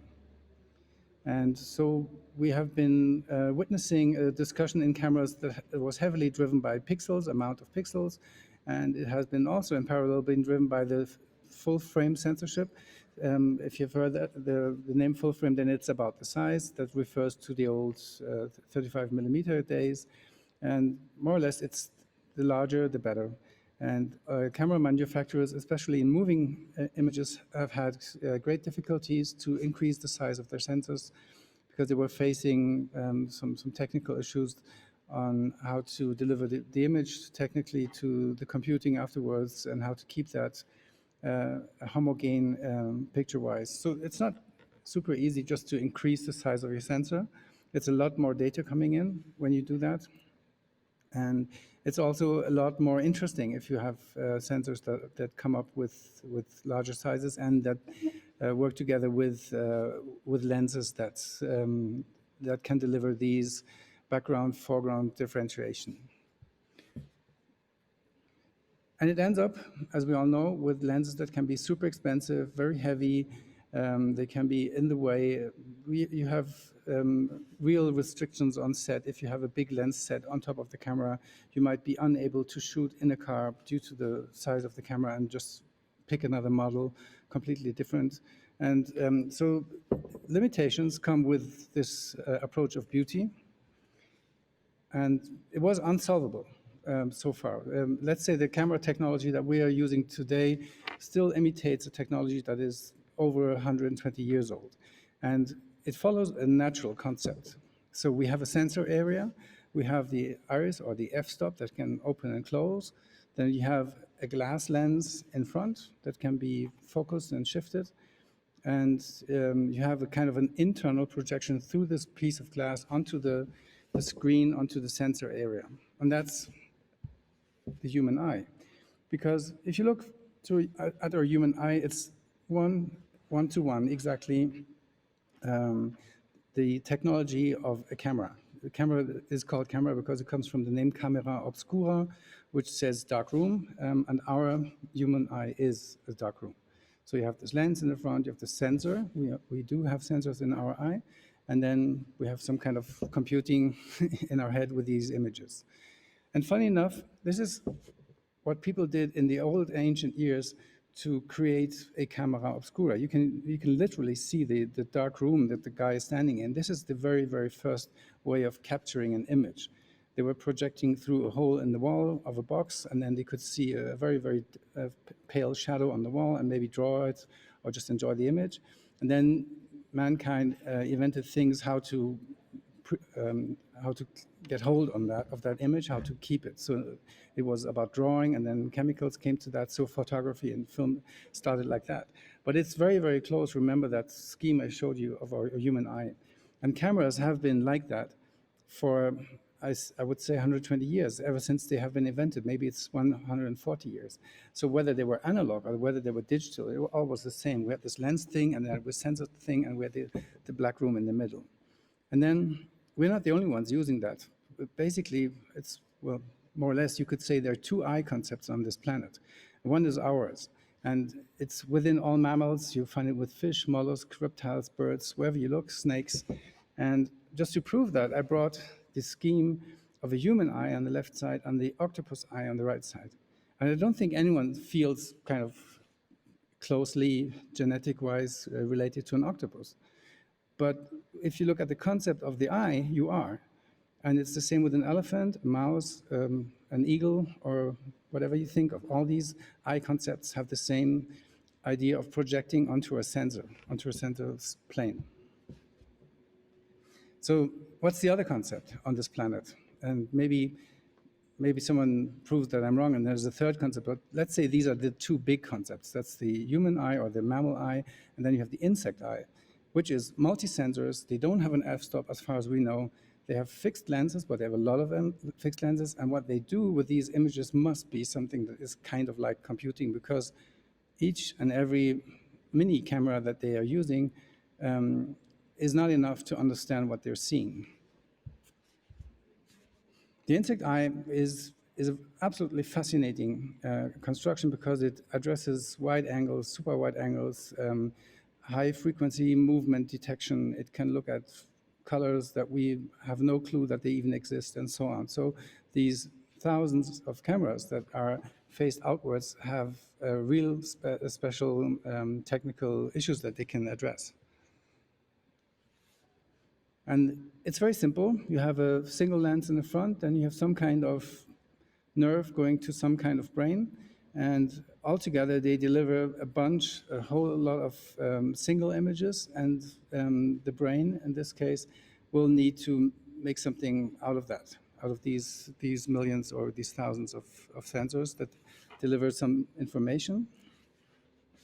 And if you look at it in a more technical way, it's a pattern that looks out into the world. The pattern can follow any shape, can be bended, or it can be oval or free shapes, convex, concave, as you like. And this is the thing what's happening. The technical industry, the film industry, the photography industry, cell phones, they're getting hold of that. They're doing exactly this, because on the cell phone you cannot put this huge green lens. Maybe you remember the strong guy I showed you in the beginning. It doesn't make sense to put an iPhone on the back of that lens. Kind of looks silly, and where would you put that? It's untravelable and so on. So what you experience is that on your cell phones, year after year, there will be more of these tiny lenses, and they're here and there, and you have no clue what they are, but they're more. If you look at your phone, you might not even know what is the main lens. So this is what we're now heading to. We will come into a decade or an age where we will have multi-sensors looking out into the world, so that they will technically, in a very, very closely related way, imitate what insects are doing. They have multi-sensors. Most of them don't really work with a movable f-stop. They're most of all fixed lenses, or the movement within the lens is absolutely super tiny. And then what you need behind that is a strong computing possibility, because the amount of images coming in needs to be set together to an image that makes sense. So there are models out there. Most likely you will have one of them in your hand. This is a special camera, a light camera, that gives a three-dimensional aspect to the depth channel, and you will be able to manipulate the image later in terms of focus. Where is the focus? What is out of focus? How strong is the bokeh? And if you look at the front of this, my prediction is that more or less cell phones will look like this. This will be the normal thing, because you will have a bunch of lenses, and they will look at different light spectrums, and they will look at different focus lengths and so on. Hard to say who's who, what is what, but all of them together, they will make sense. And technically, this is, of course, again, an internal camera obscura with a projection and the lens and the glass shape and the sensor, but it's just a huge amount of them. It's columns of them, and they're not individually addressed in this intense way. Maybe even if one fails, you can find out what the image on that image surface should have looked like, and then you can compute that and render out mistakes. Why not? So it's not that the one single lens does it. And the first prototypes that where people were working on this were super bulky, and then they were difficult to make, and both the physical side of the lenses were very hard to handle, and the computing behind that. Because imagine, I don't know, let's roughly say this is maybe 150 cameras looking at us. So all of these images coming in real time, and you have 24 frames per second, or 48, or 60, and you will have an acquisition of a lot of data per second all the time. So prototyping this was really, really hard, and then in the first days also it was hard to say, why would we do that? It sounded like, well, something that is more a playground for scientists than a use case for the industry. But the reality has shown that the prototyping went better with better sensors, better computing available, better real-time image computing on an available scale. And also lens types got more available. So what happens now is that let's say 10 years ago, it would have been very difficult to say, what could we do with this image? So let's say this is what a multi-sensor brain sees. You can imagine you have all these tiny little lenses. This is how I would think a fly sees the world. And you see all the tiny little lenses inside there, and then you can imagine that they have all a tiny little bit shifted image angle to each other. But if you give this from a today's perspective to a very normal computing device and for once track the metrics that you need to reassemble all these images, you can see that the guy is being looked at from the front, from the side, from up a bit. So you just need to rearrange these images, and then you would have a three-dimensional, more or less, let's say a limited three-dimensional image of this guy in the front. And this is what this is about. This is why this technology is nothing for just playing with scientists, because these prototyping lenses that we saw, these bulky stuff, is now being literally printed. You don't need to create a lens by hand and prove it on, I don't know, a proof stand and find out about its physical values. You have a mass production, because the driving industry behind this is not the film industry. The driving industry is the cell phones that want to enable you to have super good looking images, because your cell phone is a lot of things.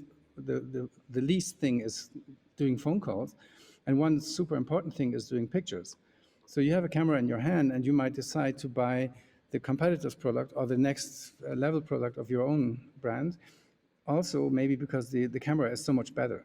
And this is super important for this industry. That's why they're really racing on this multi-sensor, multi-lens, I would call it insect eye approach to an image, to let you have a flat, slim, tiny, and lightweight object in your hand that can compute and can offer you lens characteristics that are like the old style 70s and 80s super sophisticated glass lenses. And that's where the future is going right now. You can see it on cell phones. It doesn't matter which brand you pick. I think the green one down there is a sneak preview on the iPhone 14, and it has already 4. And it will just become more. There will just be more. Maybe it's just a plane of eyes that look at us. It doesn't matter, actually, because the technology behind this, the technology approach, is to get away from this bulky one glass thing into a multi-sensor area that then later can be set together, and has the advantage of not only being lightweight and tiny and in dimensions, but the creative possibilities that are offered for you afterwards, they're so high that this opens the door to a completely new world of photography and filming. So what's the next step? We will have these camera system with insect eyes, of course, not only on cell phones. We will experience this, call it sooner or later. I would say within 5 years on professional film sets, because either you have less hassle with focus pulling, or you have no focus pulling at all. Imagine that if you're running a 65mm camera today, the focus puller is in real stress. He can really mess up a scene. An important scene can be unusable because the focus was not at the right position in the right time. Imagine you have a system that puts the focus in an area which is absolutely safe for your action, and afterwards you can put the focus on that very position that you exactly need in editing. So we will experience the words focus editing. We will have color grading and storytelling editing, and you can edit the focus point. And this can be super interesting if you have a dialogue between two people and they talk back and forth in a dynamic way, and you like it as a director, then the focus might be on the wrong person when it picks up talking. And you could solve these things later. And of course, these lens systems, I imagine them as a plate, like a cigarette box size in front of a camera. They will be lightweighter. They will not weigh nothing, but it will be way less bulky and way less heavy than what we have now. And you can edit your image styles. You can imitate camera lens characteristics. You could even scan camera lenses and then render out, get hold of their characteristics and render that later into these very technically driven images so that they get warm and, well, nice to look at again. We will have some basic object masking because we will get a basic understanding of what is where in terms of the depth of the image, what's behind and what's in front of each other. And this will lead to the Z channel or the depth channel, maybe in a very, very basic way in the beginning, but it will be a start again. And overall, you'll have more creativity, more flexibility. You can shoot in a car and shoot with lenses that wouldn't even have fit into a car at any time before. And overall, I think this is time-saving, it's securing, because whether it's the focus guy that makes you redo a take, or maybe it's just the rigging of the camera, if we save time on set, it's always absolutely valuable. So just a few words to these depth channels. Why would that be any good? If I know, let's look at the image down left with the chair and the table. If I know what's in the background with the windows and what's in the foreground with the chairs, I can then, let's say in color grading, work on that. And I can make things brighter, darker, not only by picking a certain color, but also by just looking at images in their position in the room. And this is what's happening in color grading already. We're trying to get hold of surfaces, hold of colors, like a skin tone, but also the colorist tries to understand the depth of the image and tries to enhance that, make it darker in the background or lighter in the background.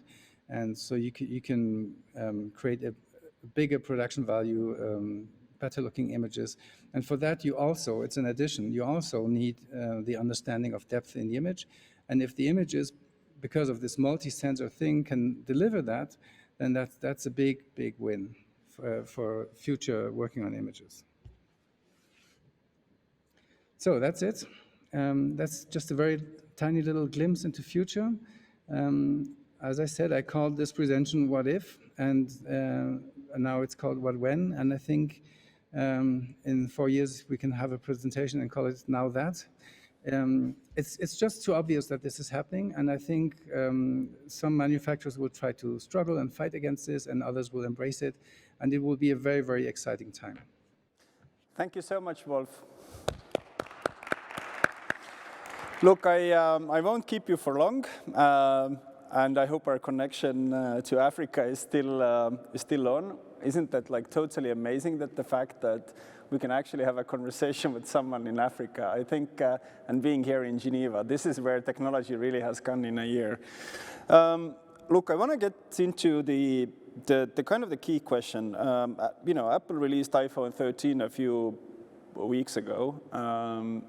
I don't have it yet, but one of those big highlights about the iPhone 13 was exactly what you're talking about. It has multi-lens systems, and it has this cinematic mode, which apparently still needs kind of working out, but somehow kind of works. But it also records like professional images in ProRes. So, you know, first of all, have you tried it out? And secondly, New as a very, very experienced post-production coordinator for many, many films, including Pina 3D, if I remember correctly. Where do you think this is heading? Are we really seeing the growth of, I would say, this type of prosumer technology, if not consumer technology, where we'll be able to start shooting, let's say, theatrical quality or at least video quality films on those devices which are in our pockets? Well, with shooting a theatrical film on a cell phone these days is not impossible. It's still an adventure, and it would be still super special. The disadvantage of all of them, it doesn't matter who is the manufacturer, is that they highly compress, and they compress as much as they can. So if you take the image more or less in colors, in terms of colors as it is, that's fine. Then you can shoot and edit and put it somewhere and distribute it, maybe, but you cannot, the image has no stability and no, let's call it mass or stability to work on in colors in a real sense. So any visual effects artist will have a hard time, colorists anyway. So I don't think that they're yet open enough to give out the uncompressed or the full image depth that you would like to have as a cinematographer. But in other aspects, like on these lenses already and on their feature set in terms of frames per second and availability of low light shooting, this is really going ahead a lot. So if someone kind of finds a sneaky way out of the iPhone to get it before it gets compressed, this would be already there. But I think we will have to wait for some prosumer steps onto Pro, where they deliver exactly this, but the driving force of cell phones is so strong that developments will happen at light speed, and others will just adapt to that and learn from it. It's coming. Do you think that this move from, let's say, from the classical DOP work, which more is focused on painting and photography and light and so forth, with the event of computational let's say computational photography rather than just physical photography. Is this also, will this be also changing, for example, the ways how directors work and how especially DOPs will work and how they will kind of plan their productions and how much of the type of creative change are you already seeing? Well, what we're experiencing is that you have a lot of not one-man shows, but few-man shows. So this is something like a really new, a huge amount, an army of filmmaking people from the internet distribution onto theatrical use. I think from a certain professional set on, you will need that. You will need people to be able to do their job on the highest level. So I think whether the camera is tiny or not, or cheap or not, at some point you will want the driver to be the driver, the caterer, and the DOP, because everyone takes care of his own job. And only then the set can run super efficiently. This might be due to limitations on how long you can be on that very location, be it a studio or outside somewhere, or you have limitations in the availability of the actors. So I think this pressure will not really end. My prediction is that the classical style of shooting will be kept up for a long time, maybe forever, in a certain amount of percentage of what we see in theaters, but we will experience an army amount of people doing it just the way they like. And the quality of that will increase tremendously, and it will be an interesting field of small set shootings, and a lot of creativity will come from there. Super. Well, thank you so much joining us from Africa. Wish you all the best for the rest of the journey, and hope to see you doing some workshops with the local producers and DOPs next year. Thank you so much. Yeah. See you. Thank you for inviting me.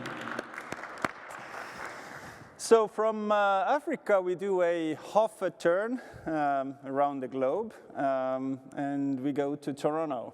Our next guest today is Israeli-Canadian documentary and film producer, but also an immersive creator, Nimrod Shanit, from a company called Blimey. And we met each other a few years ago in the context of a very classical documentary film market in Israel, the Tel Aviv CoPro. If you are a documentary producer, I highly recommend also to participate there. But the context, of course, we met was looking at how new ways of storytelling, how new technologies such as XR and Immersive can bring on new storytelling projects and storytelling formats. And that, of course, leads us to the discussion with Nimrod and around his project, The Holy City. It's a very, very special project, not only of its very special location, but I think it very eloquently brings together classical documentary-style storytelling with a very physical and important locations for many congregations or lovers of history.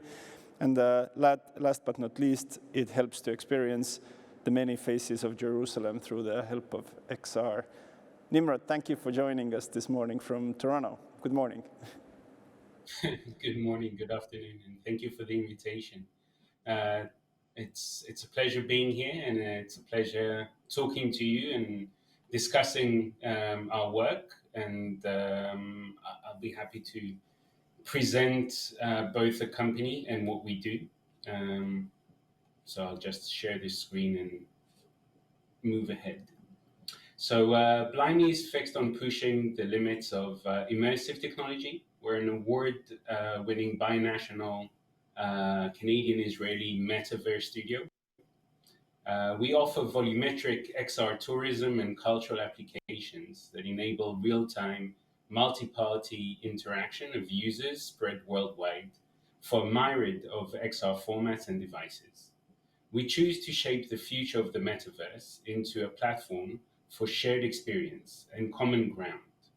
Our products cultivate understanding by exploring our fundamental similarities using gamification and interactivity. Billions of people around the world have been sheltering, seeking entertainment and ways to escape reality. These seismic changes are shaping every aspect of society, from cultural and entertainment sectors to education and tourism. These create new opportunities for extended realities to have a transformative impact. While schools are challenged with providing virtual solutions to their students, we provide an online platform helping educators maximize the effectiveness of using VR in physical and virtual classrooms. Our platform for tourist guides provides an opportunity for continued engagement with existing customers through live guided tours of historic sites. The virtual volumetric cities that we create offer a new medium for online events, markets, and exhibitions. Using blockchain tokenization, we provide an online virtual marketplace for brand and product placement in our virtual cities. Blimey is engaged in the research and initiatives and development of 5G networking in collaboration with NASA, NVIDIA, HP, HTC, and Oculus. We're supported by Canadian, Israeli, and German government funds and actively seek to collaborate with new markets. These are just some of the products we've so far developed. And one of our leaders is the Holy City. It's a multifaceted platform transporting participants and providing access to the most sacred rituals and holiest sites for Christianity, Judaism, and Islam. Jerusalem, the Holy City, carries a rich history, an undeniable spirituality, and an indescribable magnetism that can now be experienced in virtual format.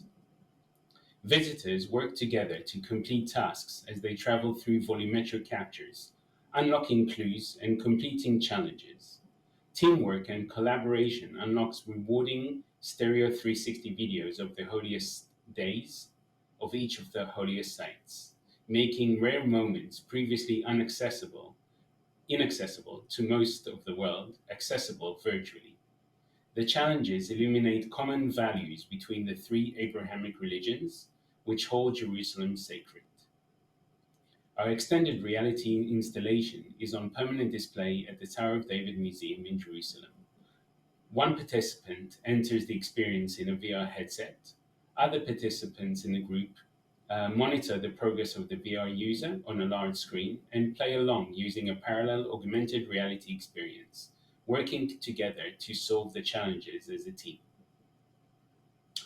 And the project we're currently in development or in production of, Winter Over, is a 15-minute speech-driven VR experience. We're collaborating with the development with NASA behavioral experts. It's a groundbreaking integration of natural language processing capabilities, offering a sense of agency that's unlike any other VR experience. Our pioneering AI engine is able to analyze the user's intent or progression of intent through the user's speech and action. An earlier project that we completed is Once Upon a Sea. It's an immersive virtual reality experience that transports participants to the Dead Sea to experience what was there before, allowing to truly soak in the geographical wonders and disasters of the region.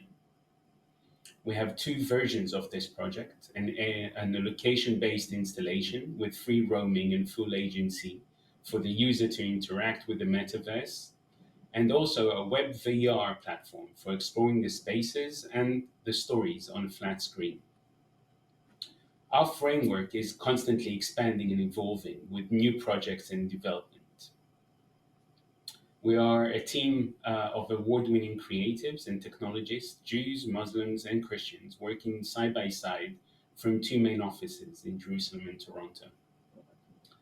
We've had the pleasure of showcasing our projects worldwide, and we're very privileged to have won several awards to showcase for it. And I'll be happy to give us more time to discuss what it is that we're doing, and tell you a bit more about what it is that we can achieve through XR. So I hope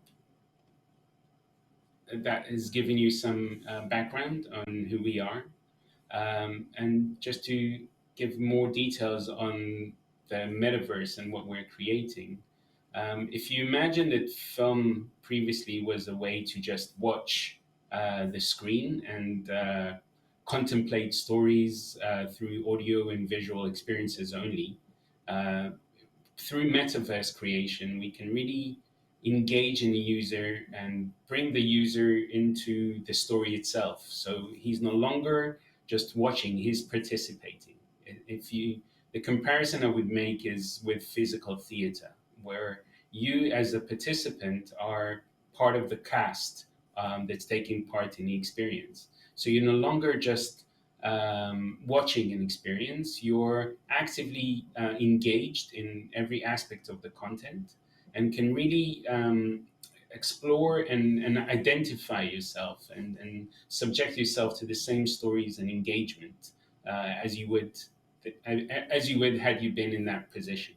So it really is a new form and a new medium that is just evolving, and no wonder that a lot of technology companies are finding interest in this, because if we so far communicated with people, through speech, and we had this social isolation that puts us a distance, and just like we are now, imagine that you could share the space together. If we could meet in the same space and as avatars engage and interact with one another, that would give us a rich way of exploring the earth and exploring our shared values and communication with one another. So I think that if you look at how we created a twin digital city of Jerusalem and how we allowed people to come and visit this city, I think this offered a great opportunity now that travel was restricted, and really allowed a lot of institutions and organizations that really had to stop everything that they did suddenly have the opportunity to continue operations even during COVID times. So people could continue meeting one another and continue sharing stories in a space that is not their home, without the background of bookcases and whatever other virtual backgrounds we created for ourselves. It's really being in a space and being able to communicate in that space as almost as if you were on a holodeck or almost had you been able to travel to a different planet and be able to explore that planet. So I hold that medium as something that will only further develop and will also impact how we see stories being told in the future. So this is just a snippet of what we've done, and I've left more time for us to kind of conduct some more one-on-one discussion. I can't hear you though. I'm sorry, Stan. So if yes, Now I can. yes, the stage crew has put me on, and if they a little bit put more Nimrod into my monitor, that would be wonderful as well. Thank you so much. I have had the pleasure of, well, seeing one of the earliest versions of the Holy City in Jerusalem, in the 3,000-year-old Tower of David, and also being a little bit scared, as I am quite afraid of flying, especially in VR, but it's a really remarkable. I still consider it one of my most favorite VR experiences, and it's a remarkable experience. Not for the quality of the work, but also the location and the storytelling and how it kind of weaves together history, documentary filmmaking, and sort of a gamification or a technological approach as well. I really kind of, since you have a background also more on a classical production side, then how was your transition from, let's say, a classical production or TV or film production into the immersive, and what did you find out were like the biggest kind of opportunities or challenges of basically going after, and I have to admit quite successfully, into this new production format? I was, as you said, kind of a traditional filmmaker, documentary producer, and also feature-length fiction films producer for 20 years before I was introduced to VR. And I'm really thankful for that producer or that creator that introduced me to this back in 2015. She came on board. She brought on this plastic device that I put my phone in, and I could, within a second, really feel like I could see things differently, and that possibilities. And those possibilities have only since developed into something more elaborate and have given me the agency to tell stories differently. I think if you think of film and cinema as a way of kind of enriching senses through audio and visual effects, once you have total control of the viewer, once he's your captured audience, when he's in a headset, she's in a headset, and wherever they go, it's your story. They can't escape. The only way to escape is to really take off the headset. But it triggers a lot more senses. It gets you to think about what it is that you're seeing. It tricks your mind as well. The fact that you are so immersed and you're so captured by everything, you realize that the viewer is really, you've transported the viewer into your film. You've made the viewer join, if you like, that moment that you've captured in such a way that the viewer can really see their presence in that moment that was captured. And so your sense of storytelling is very much affected. It's no longer just trying to evoke ideas, and it's about connecting the viewer to the story physically and not just visually. So I think for me, it's a huge change to everything I did so far.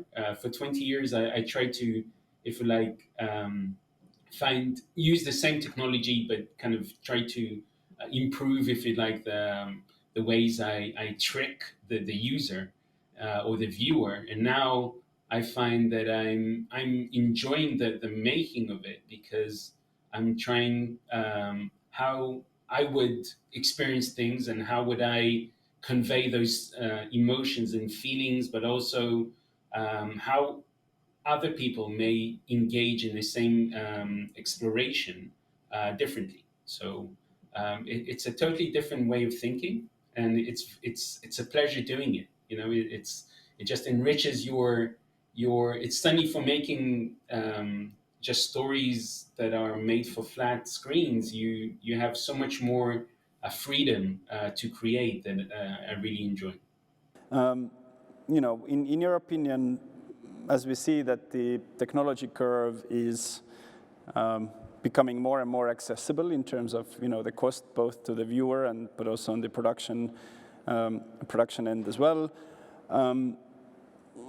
I wanted to a little bit touch upon the fact that in your experiences, what makes a kind of a good immersive experience? What are the components of a great immersive experience? I think with the Jerusalem, it was quite clear, because you would have a fascination for the history of the city.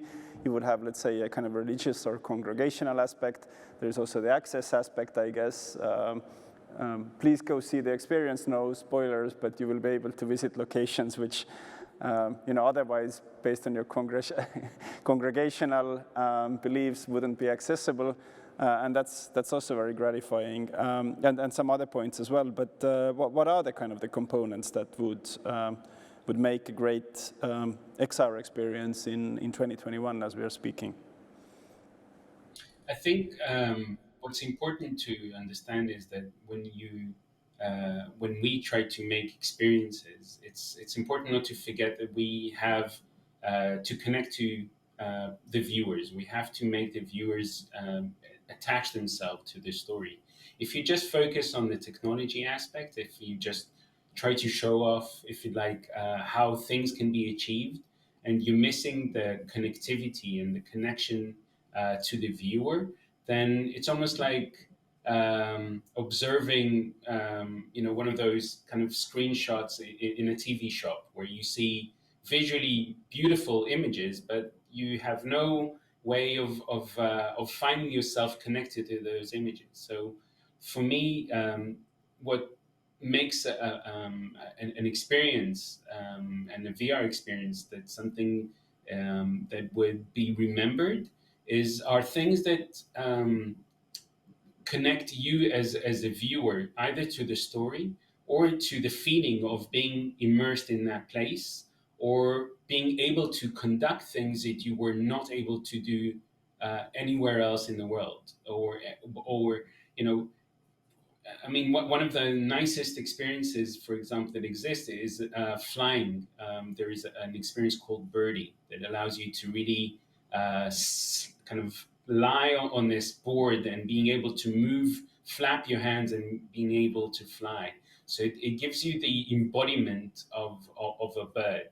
So I think the ability to tell stories and connect us to these kind of things in life that we could never achieve, but also seeing other perspectives. So being able to understand maybe blindness, or being able to connect to other elements of life that we can only see from afar, but being able to embody them and being able to experience them ourselves is something that would make our world better and more, and ourselves kind of being able to connect to everything in life differently. So I hope more and more such projects are being created that understand that perspective.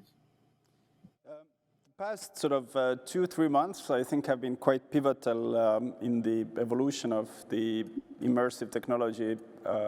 The Oculus headsets are getting significantly cheaper or accessible, but there are things out from HTC. We saw the big announcement a few weeks ago around Metaverse, which is taking XR and making it collaborative. Like, how do you see, especially on the creative storytelling side, that the collaborative aspects of XR will be influencing storytelling formats and venues in the near future? What is there to storytell if it's an open world to explore? I think that the fact that everybody looked at VR and XR as a kind of a gadgety thing in the past. It was you know, something that very few people had. Many people thought it had no purpose. Suddenly, when we were apart and when we could not connect with one another, and we started using Zoom and all these wonderful platforms that we're using now, we realized that this is just tingling the beginning of what we can achieve. So having these technologies that enable us to experience this cheaper, and having those being more accessible to the public in large, I think is what I would see as changing everything. And if you imagine that, if you look at pre-television times, we're now, as creators, almost are in the process of the transformation between cinema and television. We're in the process of helping shape what this medium will become. So I think that as storytellers and for cinema and video makers, this is the right opportunity to jump into this pool, and it's what's necessary, because the technologies are here. They're going to become cheaper and more accessible. Apple will most surely join this race very quickly. They've been speaking about their headset for the past 5-6 years. And once they do, and we can see how these big kind of market changers are going to be in effect, with Facebook, Apple, and Samsung has already tried in the beginning with their Samsung Gear VR. So I think the future will be that every person will not only have a telephone, but will have some kind of glass device that is attached to the phone in one way or form, and they will be able to conduct all their communication, but also enjoy entertainment through these glasses. So it's very soon, and everyone that can tell stories should probably join this boat. Last question, of course, is what I really want to touch, and at the Venice Film Festival a few months ago, that the topic was also raised, is the issue of platform censorship, but also kind of the platforms through immersive technology invading our, I would say, much more of an intimate sphere, in a sense that we are immersed, and there are much more technologies involved, including voice, face tracking, pulse tracking, other body tracking potential as well to provide that immersion. And one of the topics that has popped up also is the fact that, yes, we have quite a vibrant creator community around immersive experiences, but at the same time, the distribution of those experiences are still managed by only a few. And let's say the community guidelines have already excluded some of the VR experiences. I remember there was a case with a Taiwanese experience that had nudity, and that's why it didn't make into one of those XR stores. So how do you see this space evolving? Is it going to be much more dominated by, let's say, app store guidelines, whoever those app stores will develop, or are there ways where the creators also can maintain their creative freedom to experiment with this rather high potential medium? I think that obviously these hardware manufacturers are creating their own stores to be able to control the content and be able to monetize on this content. So it's not just about selling the hardware. It is about owning the content and being able to monetizing it.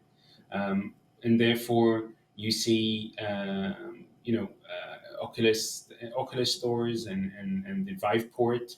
But at the same time, we do have Steam, we do have SideQuest, we do have other platforms that continue to enable creators to share their experiences. it's much more difficult, obviously, when you're not featured on the Oculus Store.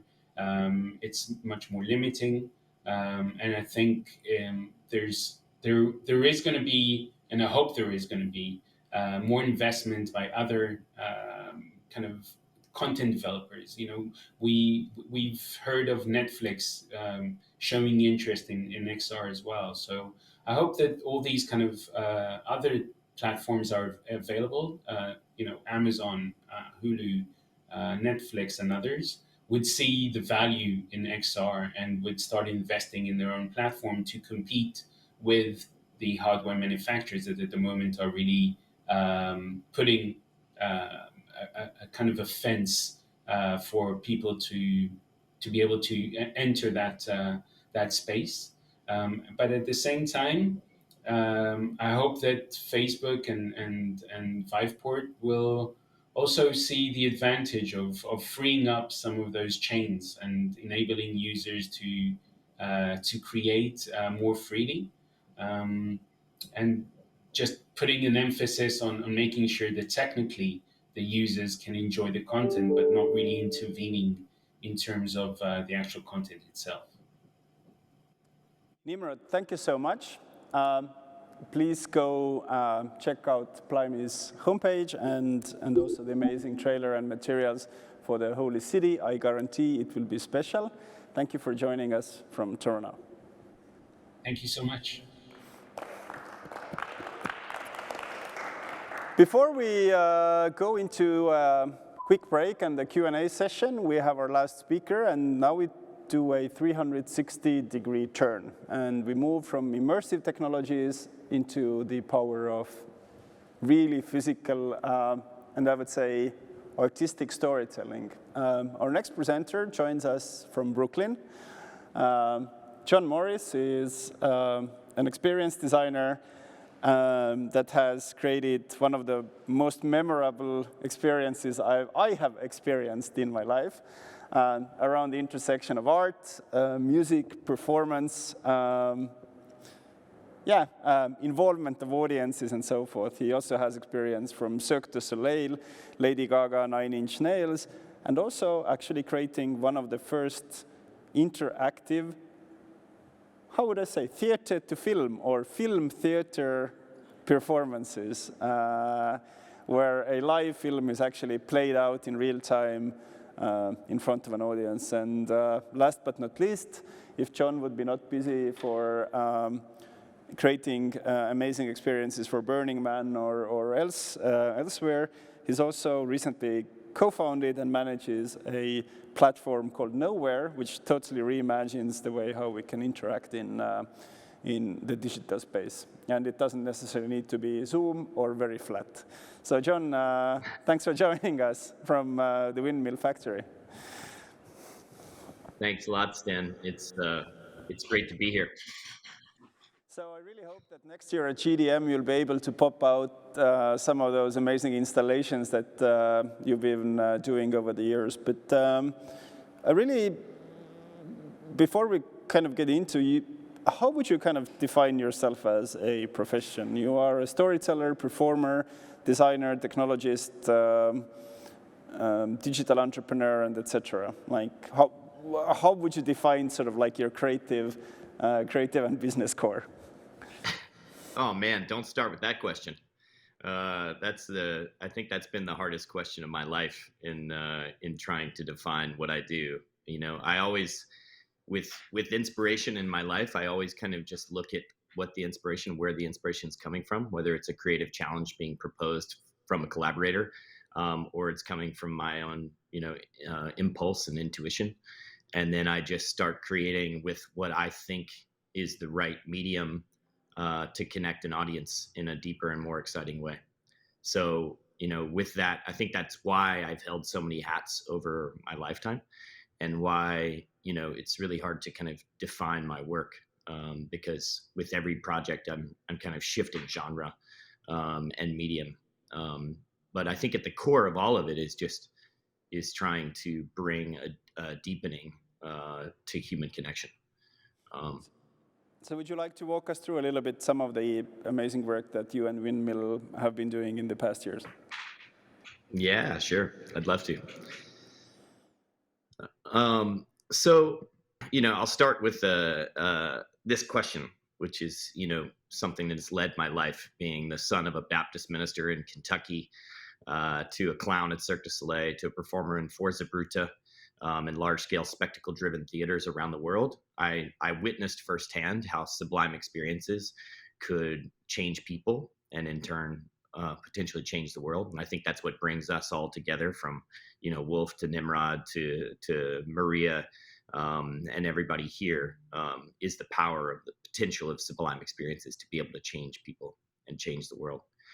And so with that, I became more interested as a performer and theater creator in trying to bring those experiences outside the walls of theater, which was my primary work for the first 20 years of my life, and to start an arts collective called the Windmill Factory, which aimed at manufacturing these sublime experiences in unexpected ways and trying to bring the delight and the immediacy and the wonder of a theatrical experience, but in unexpected places.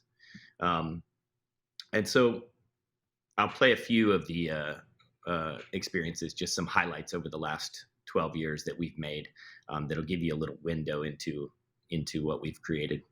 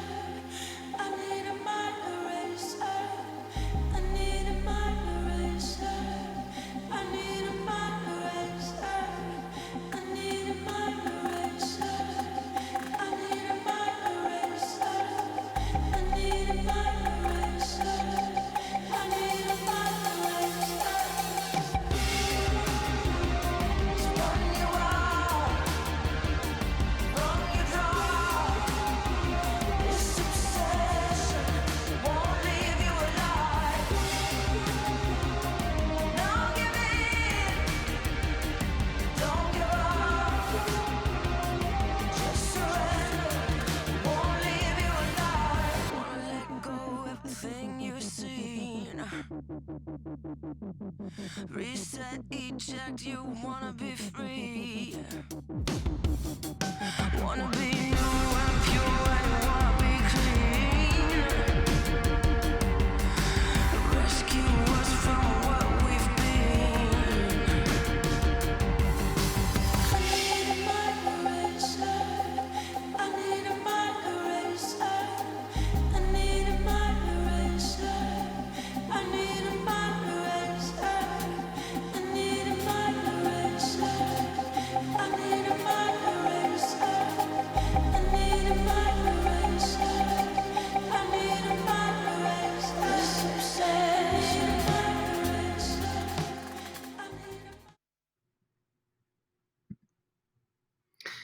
So there you go. That's a little bit of some highlights over the last 12 years of our work at Windmill Factory. And as you notice, there's a lot of medium changes. And so that question that Sten asked is pretty hard to answer. But I think at the core of it all, like I was saying, is deepening an exciting human connection. And most of all those projects, started with this very childlike wonder of play. And wouldn't it be awesome if, and asking that question at every turn of the project. In trying to create what we call a sublime art pause, which is a moment that is created by art that basically stops time. It's the goosebump moment. It's the moment that really suspends time and allows you to think about things in a different way, to reevaluate what your previous thought process was, and really see the world in a different light. And that's the moment we were always striving to achieve. With this very childlike, wouldn't it be awesome if, to get us there. So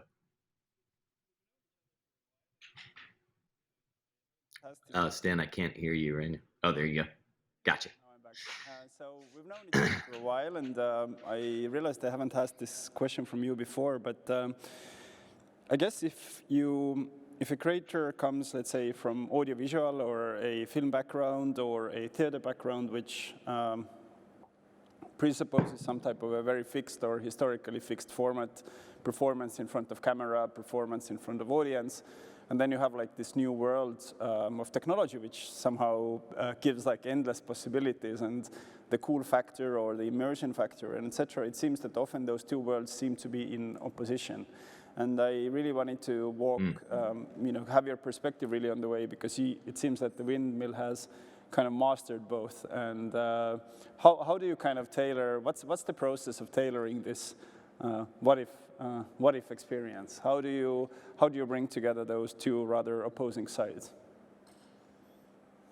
I think the key for us is always using technology as a tool to deepen and excite, and for wonder.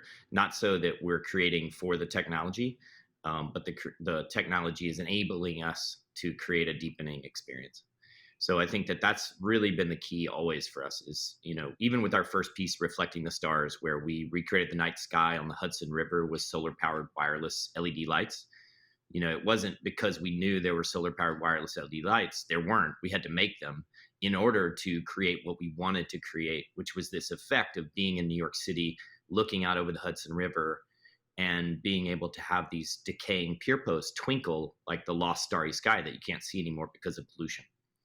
And so the creation of that technology was to be able to deliver this wonder experience to people passing by.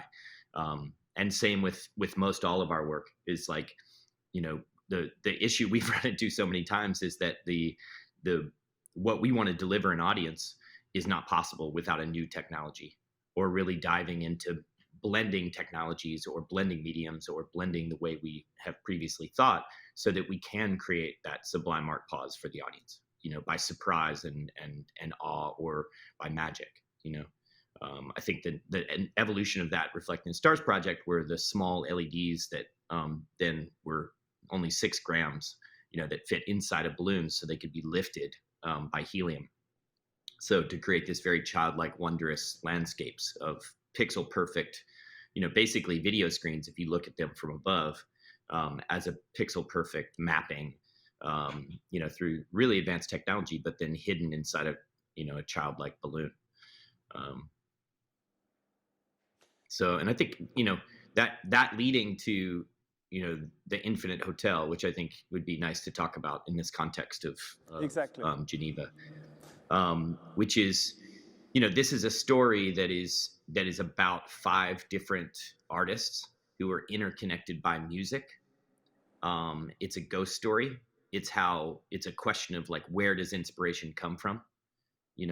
Are there ghosts speaking to us from the other side? Are there beings, that are in conversation with humanity, that are souls who are here before and gone tomorrow, or in a different time reality?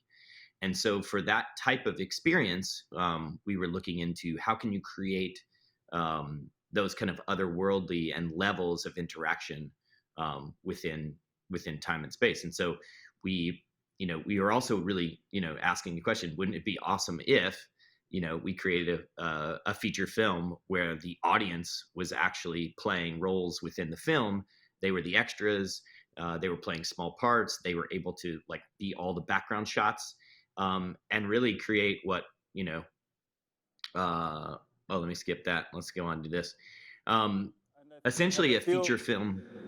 And I think you have a few pictures from the production as well, right? Yeah, I've actually got a video that I'm going to actually play, and then I'll talk over the video and explain what's happening. So I'll start this video, and this video is from the opening scene of the Infinite Hotel, which is, we'll see if we can get the talk over the audio and see how that works. I'm sure we'll, okay, looks like we're doing okay. Hopefully you guys can hear me. So, this is the opening scene. My sister, all right, second part. Whoa, third part. Ah, you know what? I'll just handle the third part. How about that? All right. You guys follow along. Here we go.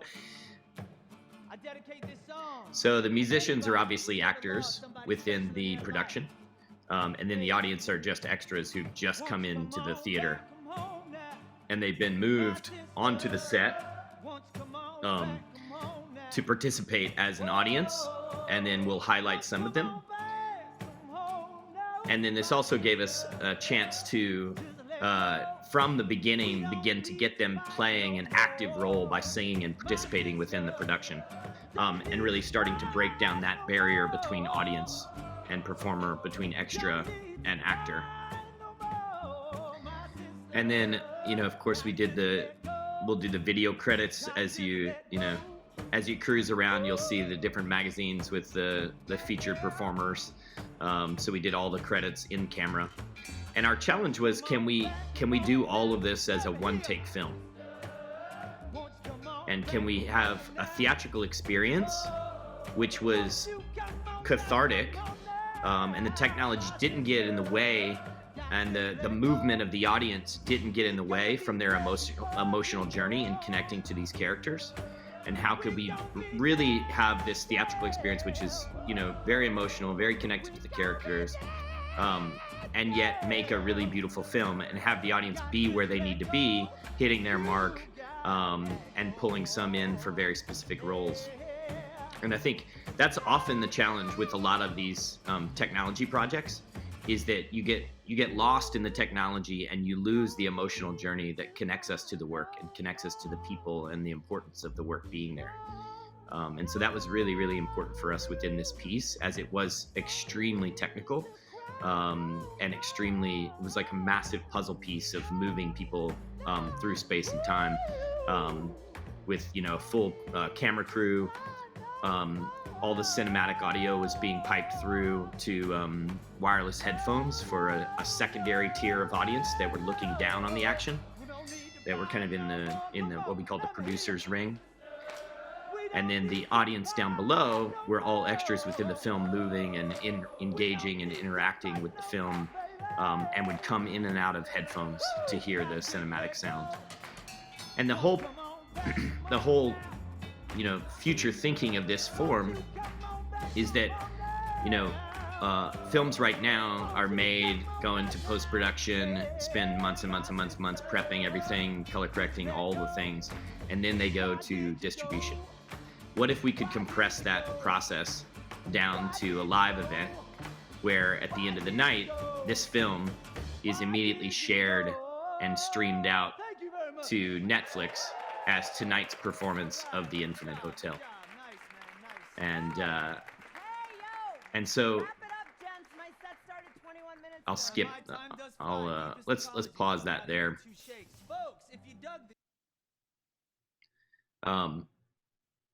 So that was a little bit of that journey. So then that film, each night was a separate film that was made, that was then streamed out to Vimeo. And the participants of that film could go and watch that film and see how it was different from that night with them in it, and have revealed different plot elements that they didn't see because they were looking at a wide lens.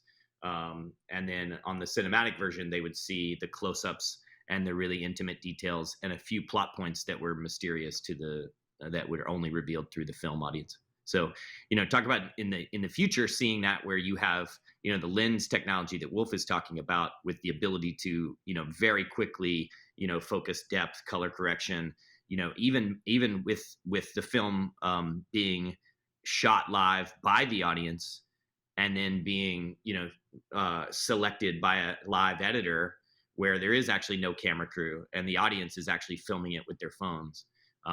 There's a lot of potential for this type of hybrid experience, I think, especially as the technology gets more and more complex and more accessible to anyone. The Infinite Hotel is a really interesting example where you would have almost a physical immersion, in a sense, without your VR headset, in a way of being part of a performance such as in theater, what Nimrod was talking about. and participating That's a great way in to think about it. physical production, but yet also delivering that type of a cinematic performance and quality, what kind of would be expected from the art form. What were the Yeah, I love that. what were like the how did you approach it? What were the biggest challenges in this production? We understand that shooting it and kind of live streaming it's one challenge, but in terms of the content wise or the performance wise, what were the discoveries for you? How did you script it? How did you prepare it? It was many months around a model, and really just thinking of the audience journey the whole time, and how do you engage and excite the audience at all moments so that they're not confused and they're not lost, that they are excited to be a part and able to enjoy the experience while they're being moved around like extras, And I think that was the biggest challenge, is really fitting together the puzzle piece of the audience in motion, of the scenic design in motion, because the scene was always evolving and opening up like a puzzle. And then audio, getting great audio quality from all the performers, from and not having the audience interrupting that audio quality, and yet having them be a part of the audio when you want them to be and not when you don't want them to be. So there were many challenges, as you can imagine, and then there's obviously budgetary, restrictions. We did this on a shoestring as part of the Prototype Festival in New York City, and in an old community hall. That was a raw space that we had to completely, space is always an issue in New York City when you're working with live, and there aren't many spaces in New York where you really have the freedom and the openness of a voluminous space that feels good enough for an audience to be in. It's not a warehouse in the middle of nowhere, but it has the gear enough that you can pull off a production like this. So after doing those physical immersion projects, you actually did a 360-degree turn and beamed us straight into metaverse, or more specifically into nowhere. And nowhere is a new artistic and collaborative environment, which takes a completely different approach to how we communicate and experience things collectively in the digital world. So how did nowhere came about? I think it's the entire lifetime of not choosing one medium so everybody knows what you do. You just end up nowhere,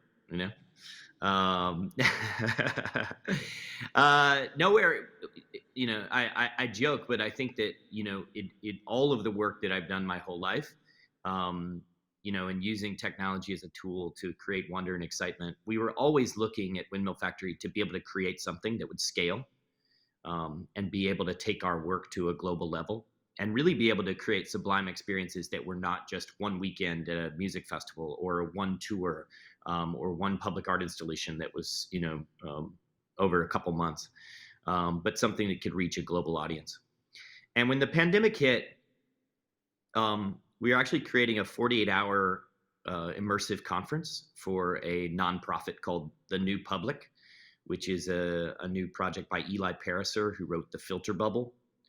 And this project was really interesting for us, because we spent 5 months researching what it took to create a healthy digital space online. And our task was to gather all of the top platform designers and engineers, and all top city planners and architects, and seeing if live creators of healthy public spaces could mix metaphors with the creators of our new town squares, our new libraries, our new social spaces online, and really look to see if we can save our democracy with creating healthier spaces online. And so we spent 5 months researching that, and then of course that was supposed to be May 2020, and we were going into production when everything went into lockdown. And Eli and the team challenged us with, can you create what you've designed that was over the course of 3 different spaces, completely immersive in many different environments and many different performers, taking the audience on a complete journey through the Bay Area. Can you create that digitally? And we laughed, and we we were like, well, we could look into it. And so we did. We started looking at the technology, and we started seeing this real gap in technology between telepresence, video conferencing, what we're doing here now, that allows this to happen. I'm in Brooklyn, you're in, Geneva, and others are in Africa and Germany, and this is amazing. And we're connecting as humans, and then gaming technology, avatar-based play and adventure, having, this is great, but I don't have agency to move around, to have different experiences, to have different conversations within the space. But what if that technology was solved? What if you could actually take telepresence into a video game, and you could create, all the wonder and sublime experiences that we need gaming and game engines to create, but with the presence of humans. And so that's where Nowhere came about. We quickly, in the pandemic, created a demo, and we realized that driving around in TVs was pretty fun. And so we, put together a team, and we imagined, what if we could take our work online? What if we could create truly sublime experiences on the internet? And so this is the result. I'll show you a little sneak peek of Nowhere.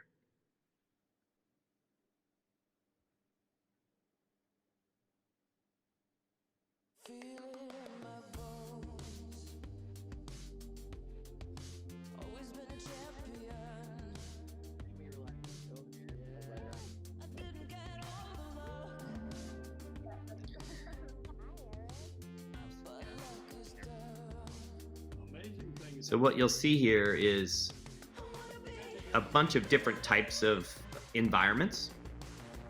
Every environment in Nowhere is built just like we would create in real life, where places dictate behavior and design matters, where you're designing spaces that hold humans in specific ways to allow them to engage in certain activities, and are always inspiring. So the moment you enter a Nowhere venue, we want you to be, in it feeling great and inspired, and just have an experience that feels good. And so you'll see, there's all kinds of different things that are taking place within this video in different environments, from, concerts with musicians to talks, on near-death experience, to artists presenting their latest work with a slideshow. And in every aspect of that, the audience has, instead of an avatar, they have their video feed. And it's I like to think of these as little vehicles. It's like their totem animal. If anybody's in Hinduism, we can ride around on our little vehicle. And then in the future, you'll be able to customize that vehicle instead of your avatar. So it'll be like your art car. And then you'd be able to drive around these spaces, and really have real life presence with other humans. And then where that goes is this question is, why can't presence be larger than place? And I think this is where the huge metaverse conversation comes into play. Technology, I believe, is now just getting to the point where we can actually have this feeling of collective presence digitally. We can start to have agency, whether it's in video games or new platforms that are starting to experiment with how to create collective presence. And in this little GIF, you see there's a performer, performing. She is present. She's in her video feed. She's performing to an audience below her. She amplifies her pod, and with spatial audio, the audience can hear where she is in the space. She's a little bit louder because she's in this amplify mode, this performance mode. But she, as a performer, can also hear the audience. She can hear where they are. She can hear the laughter. She can hear the applause, and she can engage and interact with very specific humans within that space. And I think that's where we can really start to get to experiences, that are not like Travis Scott in Fortnite, where that's epic, and Ariana Grande. But we can get to experiences that are not push playback and giant spectacle, but they also have the giant spectacle, but Ariana Grande is actually present. And she's present there, just like it creates the live excitement of going to a live concert. So nowhere is already somewhere, if I can say it like that. It's been on New Yorker, and it's got some very amazing reviews already in the press as well. So, and I really like it because it shows that the kind of the future of this artistic presence is not only coming from the big boys, usually in the West Coast, but it also can have a very clear sort of artist-driven approach as well. What's happening in nowhere in these days, and is there any ways for like creators and creators or producers or filmmakers or artists in general to join and start using the platform to deliver experiences? Yeah, we're at a perfect point for that, actually, where we've just finished a pipeline that goes to creating nowhere worlds through Blender. So any artist can create a world, load it to Blender, or create it in Blender, and then bring that right into nowhere, and then start to gather their audience within those worlds. And I think especially for filmmakers, and especially for anybody with an audience or that wants to reach people and have a collective presence experience, it's an incredible tool for that. And it's just at the point now where we're really starting to see, adoption through NFT artists. You can see a gallery here where they've created their own world and their own art, and they can put it in there, and then they can do live auctions there. They can do artist talkbacks.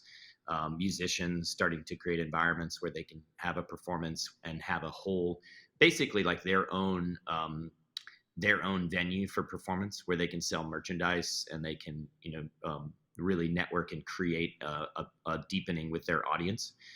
Two filmmakers who, in the upper right screen there, that's an artist showing their work, a documentary film at a black box theater in nowhere. And so it really does allow, the sky's the limit with what you can create, within the environment to hold whatever you want to create there.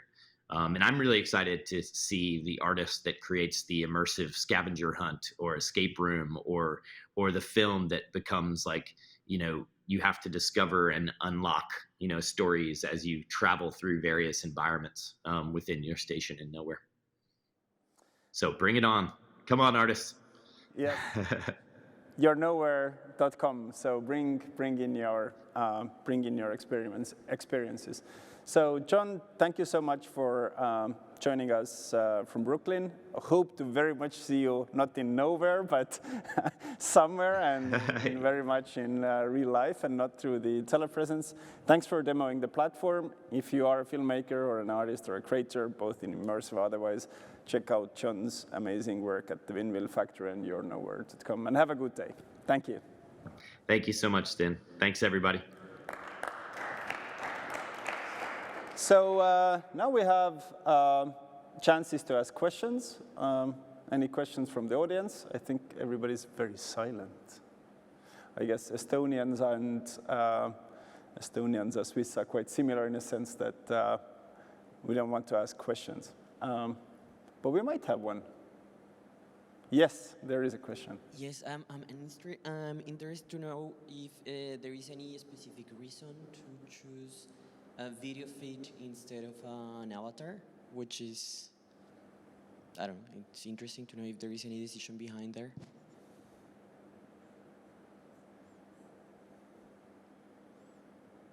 I'd say to have immediate presence. Right now with an avatar, it's always, a covering. And in the future, when the technology gets good enough, with virtual humans and identity, I think everybody will start to buy into it. But right now, video is still truth. We believe it. We feel presence with others on video, and it allows us to interact as humans without a layer on top. Okay, and then you said that you are gonna create a car where you can move there. So this is when you are, I don't know, I guess you are thinking about utility or usability of new NFTs or wearables or things. So then you can put that in your car. I guess that's why you create a car. And there is a reason to be a car as well, or? It's so you have a house for your video feed. And so you saw in the video right now, we have the pods. We call them video pods. It's a nonagon shape with a little back that almost looks like a speaker. And then that'll evolve in the future to something that's customizable, of course. So then you can have that as your NFT that you can, think of that as your storage, your backpack, where you keep all of your amazing upgrades in Nowhere that you have, your microtransactions of your skywriting, your jukebox that you can pull out at parties. And you have that all in the trunk of your car. And your car might look like, a wild animal, or like think about like a Maurice Sendak, where the wild things are, with the mouth that opens and then there's your video feed and closes. Thank you. You're welcome. Hi, I have a question too for you. Given that we're here in Geneva and the native language here is French, and we are seeing wonderful art from all over the world, I'm wondering how, and you're so imaginative, how have you thought of dealing with the language issues that come up? Is there a way to bridge those so that the communication does not become limited by language or turn only to English, but does reach a different level? And I was just wondering if you had been able to address that in your work. Thank you. That is a wonderful question. It's one that we have not had time to address yet. We're a young startup, hustling as much as we can. But I think, it is one that I think with any communication tool, we have a real opportunity to bridge so many gaps around the world, and being able to have real-time translation that happens just like a Google Translate within video. Maybe NVIDIA is working on that. That seems like something they might have under their belt. But I know that there's a lot of innovation happening within AI and audio that hopefully we can bring in. And if you know of any projects, please let us know. We're all ears, because I think you're right. Like, to really get a global, sublime experience, everybody would need to be able to communicate, and it would be great if that was not limited to the English vernacular.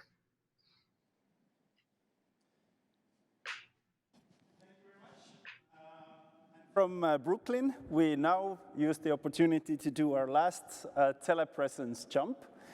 Our last conversationist is also a John, but not a John, but a John, and he is joining us from Cancun. John Canning, who is an immersive producer and an immersive technology advocate. And he has experience working for Microsoft, for James Cameron's very well-loaded post-production outfit, The Digital Domain, which has created one of those most memorable experiences on film, including Thanos for the Avengers series, but also a very powerful virtual human experience for Martin Luther King and the March. And now John most recently works for AMD, where he sees creative partnerships between what technology and what hardware can do to elevate the future of immersive experiences and elsewhere. So, John, welcome from Cancun. Thank you. Can everybody hear? Can you hear me? Absolutely. Picture is amazingly perfect. It feels like I'm almost in Mexico, but still feeling a bit chilly here in here in Geneva. Great to. I'll take you to a tour of the beach. Oh, yes, it's a bit time to have the teleportation engine. Look, thank you so much for joining us today. And much of your work has in the past sort of decade been on the really high end of immersive technology, both of pushing the boundaries where it can go, but also like the creative experiences on those like A-list production. If you think about Digital Domain or AMD or any other of those experiences, it's really really been on the forefront. And to kind of wrap out our storytelling, new storytelling day, I would like to have a conversation with you, like what are like the next kind of big horizons in there in critical technologies, but also some of those I guess looming threats, and of course we can't get enough or around the topic of the M word, so to speak, as we spoke today. But the first thing where I really want to get into is the subject of virtual humans, and you and your colleagues in your previous position spent a lot of effort of helping those virtual humans to come on screen. And if we put it into a historical perspective, then it wasn't that long time ago, and around 20 years when George Lucas, I guess, was the person who said that when he started making those new episodes, or the episodes 1 to 3 of Star Wars, that soon enough we will actually start seeing virtual performers. And at the time, I remember everybody said, no, this is impossible. In 2021, we are on the forefront of virtual humans. Where this is going, I mean, first of the question is why? Because it is a new and a scary world. And secondly, for you, what is the state of the virtual human production in 2021? Sure. And one, I wish I was there with you. Hello to the folks that actually managed to be there. Hopefully as we progress, we will be together again. But thank you for having me. The state of virtual humans, and what I think is interesting is there's virtual humans, synthetic humans, digital humans, all avatars, holograms, all these different names for digital characters. And what's interesting is, and I talked about this history when I was at Digital Domain, and continue to expand and work with partners around the world on it, is we've been creating digital characters for a long time. And for one reason or another, it was a classic scene in Titanic where a character of a human is falling off the back of the boat and falling into the water, and that was a digital character. Couldn't really see them, didn't really see their features, and we progressed through film and television, refining that technique. And in some cases, creating a digital character was because we needed to, and a hard shot to get, or a classic where the actor wanted to wear safety gear, but that wouldn't look good in the movie, so we removed the safety gear. Or it's a stunt double. How often has a stunt double been that virtual character, right? Like a stunt double who puts on the makeup and looks close enough to that actor. We've just been refining the tools to create that double. And I think if you look across the industry, the ability to create the representation and then drive that. I mean, we talked in Cannes about the art of creating the performance, and how do you create that performance? And is it somebody putting on makeup? Is it somebody driving a character by a mocap? Or is it an artificial intelligence driving a character? And we see the confluence of industries, whether it's film and television, gaming, all coming together in this interesting world that we now live in. So it ties into your where are we going next and the tools and techniques. Because creating a digital human was hard. Creating the likeness of a real person is hard. Making it for a still picture, one thing. Making it move, that's even harder. Making it move convincingly, harder still, and making it move like someone right? So if you'd never met me, you wouldn't know my mannerisms or characteristics. But Stan and I have been together so many times that if there was a digital me and somebody else was puppeting it, you'd probably go, that's not John Canning, that's somebody else. And if you think about it, if it's a character you've never met before, you don't have any idea how they behave, act, perform. You don't know the subtle nuances of their face. So all of these things are combining into the tools and techniques that visual effects firms, gaming companies are all leveraging to try to bring that representation. And, I can say this now, as I get older, I get harder to replicate. My face is more complicated. There's more going on, unfortunately. I've not had the Botox yet, so I'm not smoothed out. All of these things are harder and harder to do, to make it move naturally. And naturally is the subtleties that you don't realize, the subdermal blood flow, the crinkles as my mouth moves and my forehead. All of these things are the complexity that go into making us us. I always say humans do human really well. Making a human is really hard. So what you're seeing is a progression of tools, both on the creation side, how do we drive it side. There's some new companies out there that are making amazing motion capture, even from just cameras, no markers, even a single camera. And it may not drive a complex facial performance, but if you're doing some simple animation with an avatar, perfect. So all of these things are evolving tools and technologies. And if we think about VR, and you mentioned some of the projects earlier, VR, we have the ability to change our perspective, right? Same thing for games, if you think about it. VR is another window into a immersive world.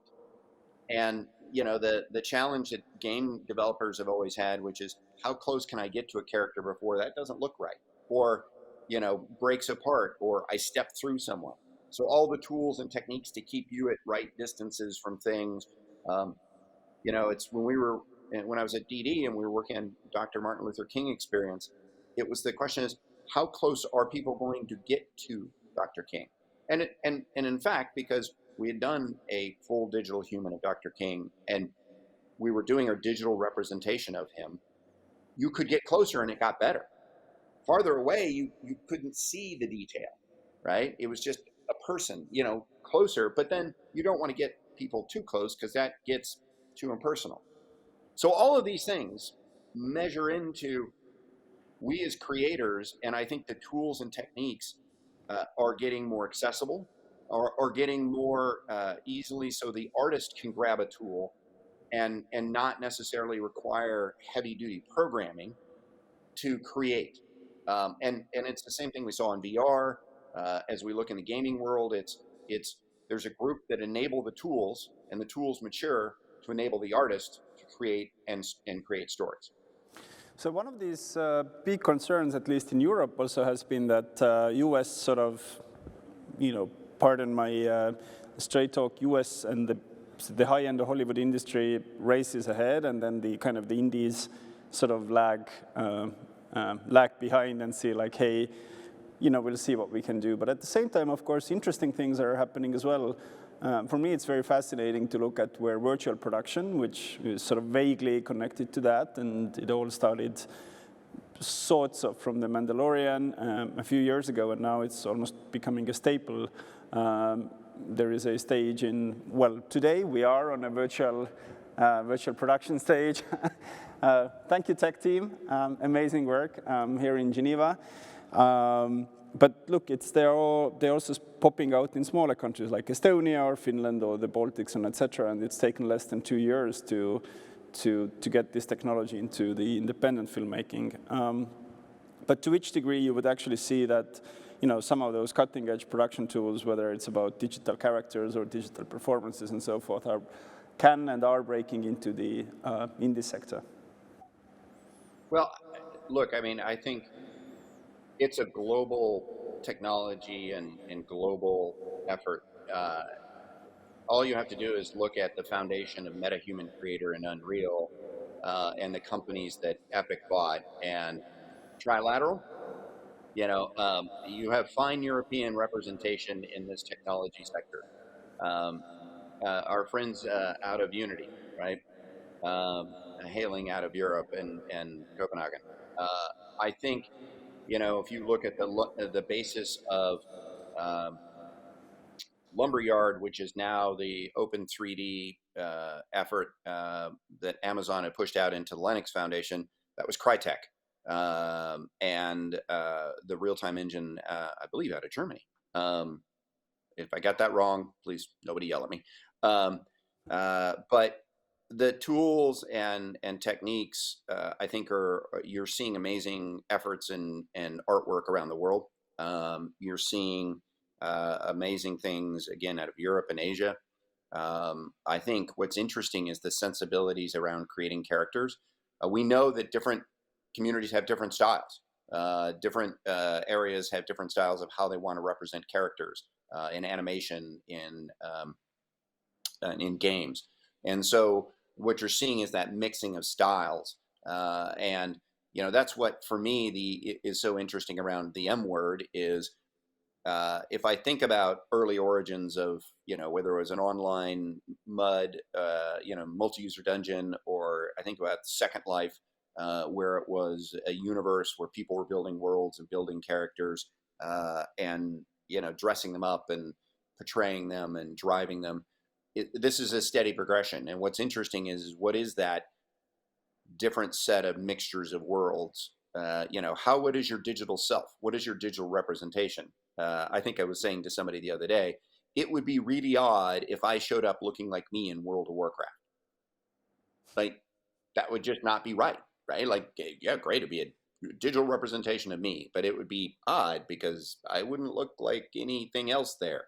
I don't, you know, I would stand out like a sore thumb. I want to create a character for that world that fits that world. And if you think about, as we progress with the online communities and digital worlds, you know, a Roblox character looks vastly different than a, you know, a Habbo character looks different than and these are progressions of worlds. The ability to create is the tool sets are out there. And when you talk about virtual production, again, we're talking about real-time engines. We're talking about the ability to create amazing digital landscapes, or reproduce, or capture and project, right? So if you look at what, you know, Epic and the Quixel library, right, and the team that I forget the name of the team that they bought that brought in, but was doing all the really high-end photogrammetry around the world. It is, how do we create, you know, how do we get the real world captured in a way that we can manipulate it digitally? And that's the tools and techniques we're seeing. You know, to me, virtual production is a whole bag of tools and technologies, all the way from more sophisticated set scouting and capturing. So instead of packing 40 people in a helicopter and flying all these different locations, can you send one person with a mobile capture gear and capture away, even real time, right? You know, hey, we can throw the word 5G into the mosh pit there, and you could have somebody who is, 4G will work too, but real time broadcasting 360 video from a location with an earbud in, where somebody says, hey, can you walk over there? I want to look over the edge of the cliff, right? That's virtual production. That's virtual set scouting. Then it's capturing the information, the LiDAR, the photogrammetry, to build that set, so that, hey, by the way, we want to digitally preserve our set and our location, because 6 months after we're done with production, somebody may go, oh, crap, we needed to do a reshoot. Well, it's winter in that location. That location may not exist as it was. All of those things. So big productions, small productions, I see doing these kind of things. It's not, you know, and you say LA and Hollywood, but the tendrils of production are around the world now. You know, how many different stages are these production entities setting up in different locations to also focus on different kinds of content? You know, the streamers have entered the game, and no longer is it a produce content in one location for the world. It's produce content around the world for every location. Yes. You know, for us mortals here, who should kind of take the responsibility lead here? For the past 2 days, we've kind of discussed that one sort of skill set that at least producers need to put in their pocket is understanding data, right? That you have to have a rudimentary understanding of, like, you know, what kind of goes around on your creative nucleus. But what should be the sort of the rudimentary skill set for a producer, or whose responsibility should be to to start basically having the basic skill set or understanding like what is possible in that space. We know that a lot of things are possible and a lot of things make sense. As you said, either can't shoot, weather changes, complicated logistics, and etc. I've just on my own experience been on a film shoot which was supposed to be about snow, and apparently had a 60-member crew from Korea all over, and the snow melted on day 2, and you can imagine what happened, for the rest of the 2 weeks. So that was a close nightmare, and at the time we didn't even have a chance of thinking about virtual production. But whose portfolio in the sort of production or creative team that should be? You mentioned producers, and I've been a long time producer of various kinds of tools, and being a member of the Producers Guild in the US, and often having this conversation and preaching that producers need to understand, not necessarily at a tools or technology level, like at underlying tool technology, and you can, but to understand the shift and how they're useful in production. The virtual production concept moves, it does, in some cases it can save you money, but you have to understand that you're spending money at different parts of the timeline.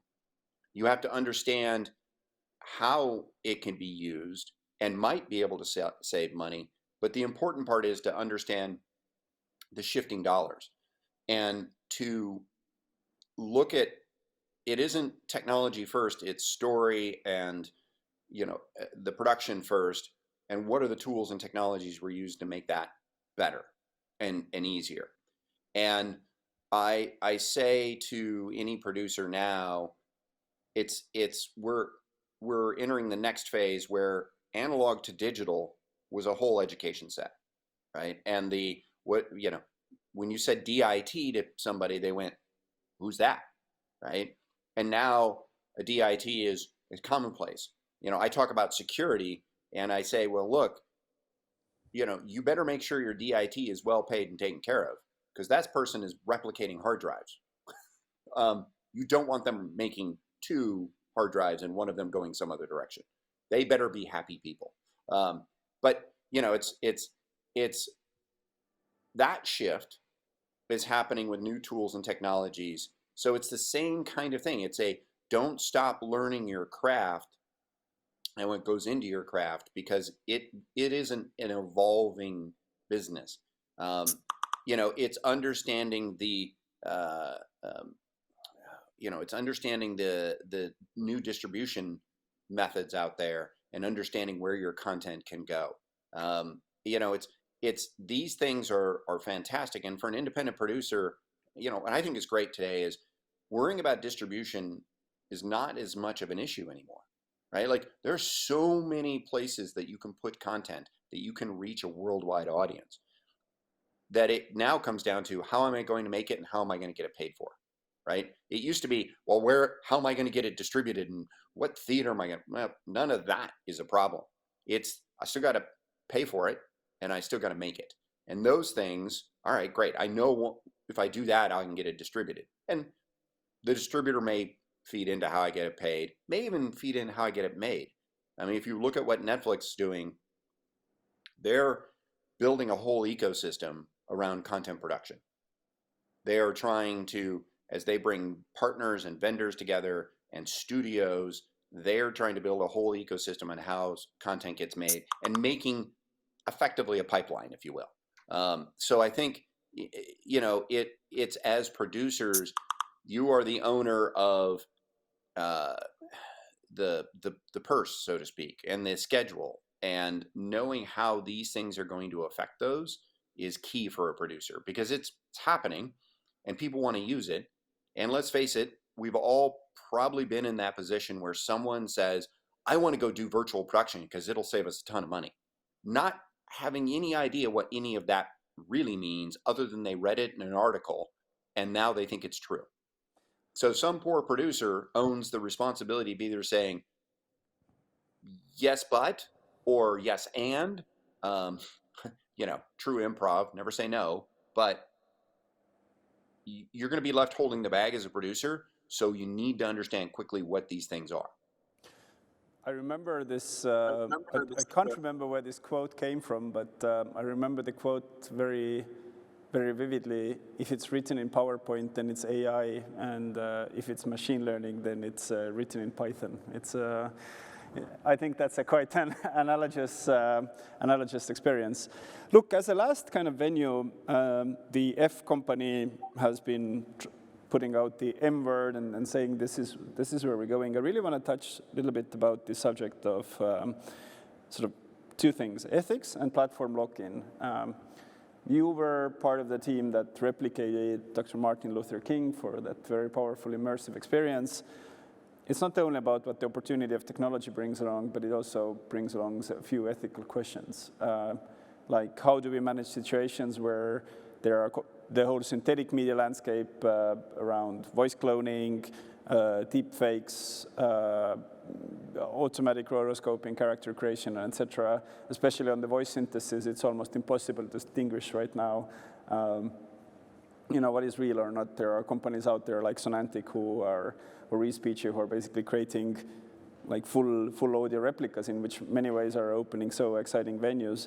What's your kind of checklist for the ethics side? How would you approach this? And who would be the lead of asking those questions? Yeah, I mean, welcome to another thing a producer needs to do. I think it is more so important for everyone to start thinking about what digital rights mean. If you haven't contemplated it before, now even more so than ever. And what I mean by that is there's the digital representation of someone is somewhat uncharted territory, and people are starting to think about it, and actors are starting to understand that they need to think about that in their contract. I often use a picture of a sign I took going into an event that basically said, by walking into this event, you're okay with your likeness being photographed or on video or whatever. And then in the middle of using that, I would show people what I could do with photographs and video of them. Usually scares people, and it should, because what you have to think about is what we can do with digital likeness. And this is with a lot of technology, and it's funny when people were like, so stressed out about the current state of technology and what we could do with it. And I said, look, think about the days of Photoshop, or think about the days of an actor who could put on makeup and look like someone else. We have always had this issue, and it will continue. What we also do is who does it and who does it responsibly. And the technology is out there to do these things. What I've seen is some interesting efforts in the detection of using the technology. So the creation of digital doubles, using neural rendering, doing the deep fake, frankly, is an amazing technique to replicate or be able to enable a digital recreation of a person in a way that looks amazing. We put a lot of effort into working and recreating Dr. King in 3D. It wasn't create a new Dr. King. It wasn't do something with Dr. King that he'd never done before. It was replicate the moment that you'd seen in 2D in black and white in 3D in color. But we did that at the behest of the family and the estate.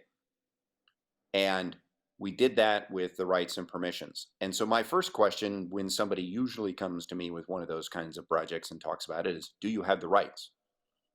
And if the first, they go, well, I don't know, or I don't know who's got the rights. Well, you better go find out, because you can't get far down this path and still be asking that question. And rights are complicated, and hard, and it's going to get messy, even more messy. But I think those are the things you have to be conscious of. It's who has the right to do this. It's the difference between something in public domain or Creative Commons, how those institutions are extending. Those things are going to become even more important and concerning as we go. And those are the questions you always have to ask. Who's got the right to do this? Who's got permission? Is there a piece of paper? Is there a paper trail? Is there a you know, is there a blockchain that says I've got permission, I've got rights, you know, what is the lineage of this? And those are going to become more important as we're able to do these kinds of things. And again, the knowing that it's out there and knowing it's capable and knowing that there are bad actors, there's a lot of both, you know, I would say business and education institutions, you know, researchers that are working on the, how do I detect it? How do I prevent against it? How do I authenticate it, right? Authenticity, rights and authenticity are hand in hand here. And I think are key. So to me, that's the thing that we constantly need to be champions of as we do this. You know, it's who are you asking to do the work? I've often cautioned people that if you find somebody that gives you a price that is unbelievable or just way too easy, you might want to question how that's getting done. Yes. Look, lastly, the F company and the M word have been going around for a while. We have different types of predictions. Yesterday, Sander, Saar, ex-Disney, said we're talking about kind of a 2 to 3 year horizon where things will be starting moving fast. And 3 years is like, 2 to 3 years is a kind of a life cycle of a feature film, really, when you get it out. I'd like to get sort of like, to conclude this, your predictions. If we would see here in Geneva, hopefully not the Geneva metaverse, but here in real person, in this wonderful cinema in 3 years, what would you see that the state of the immersive technology, the metaverse and their collaboration would be in 3 years? It's a great question. A colleague of mine reminded me the other day that I said early in the days of VR, the good news is Facebook bought Oculus. The bad news is Facebook bought Oculus. And he looked at me the other day after and he goes, so now what's your statement to that? And it's almost the same thing. If it's, again, catalysts, right? I think it's a polarization and a push on people to say, well, if you don't do something, that will happen. And if you just sit back and don't care, that will happen. You know, to me, there isn't going to be one entity. And, you know, it's kind of funny if you look at, I pointed at Ready Player One and said, well, remember, that's sort of that dystopian where one company does kind of wind up owning the metaverse and it goes bad for a while and the heroes come in and save it. Strangely parallel. But I think what it is it pushes, there's a lot of different entities, both corporate, and then I think governmental bodies that are starting to think about, wait a minute, where is this going? It's important enough that one of the biggest companies in the world changed their name. This is kind of serious. And I think the push, you know, to me, I want to lean even more now on the open standards. I want to say, hey, W3C, what is our next, you know, what is Web 4.0? What is the spatial computing version of the web? You know, if you talk to Tony Parisi and Mark Pesce, they go, hey, look, we're back to Vermal again. But we've talked about this three-dimensional representation and leveraging what we can do in the internet. And I think that's where we will continue to see the push. Yes, there will be corporate cul-de-sacs, and it's just like, you know, World of Warcraft is World of Warcraft, and it doesn't interoperate with Call of Duty. Okay, you know, I have a digital representation and a persistent world in there, and that's me, and that's my identity when I go into there. But what's the interconnect? And what is the spatial version of this that is more open, isn't gatekept? You know, it doesn't have a particular gatekeeper that is one corporate entity. So there's infrastructure that has to be built to support this kind of thing and go broader. So I think, you know, if you didn't have that push by the M word, we still all would have been just kind of talking about it. This is going to catalyze people going, oh crap, we got to put some more stakes in the sand, because if we don't, then you better be okay with one entity's version of it. So in 3 years, it's good that F bought O, and it's bad that F bought O, and then we'll see in which type of metaverses we'll see. John, thank you so much for finding time of joining us from Cancun. John hopefully will be in Europe in the beginning of December. Try to catch him at IBC, where a lot of really interesting European technological showcases around XR are available as well. This concludes our day today. I'd like to conclude with a very interesting quote. Some people might remember that for a bunch of hairy animals walking on 2 feet, we've actually managed to build some amazing things. No pun intended, Ready Player One. Thank you so much for joining the GDM Day 2, and hope to see you in Metaverse and other events at the festival. Thank you.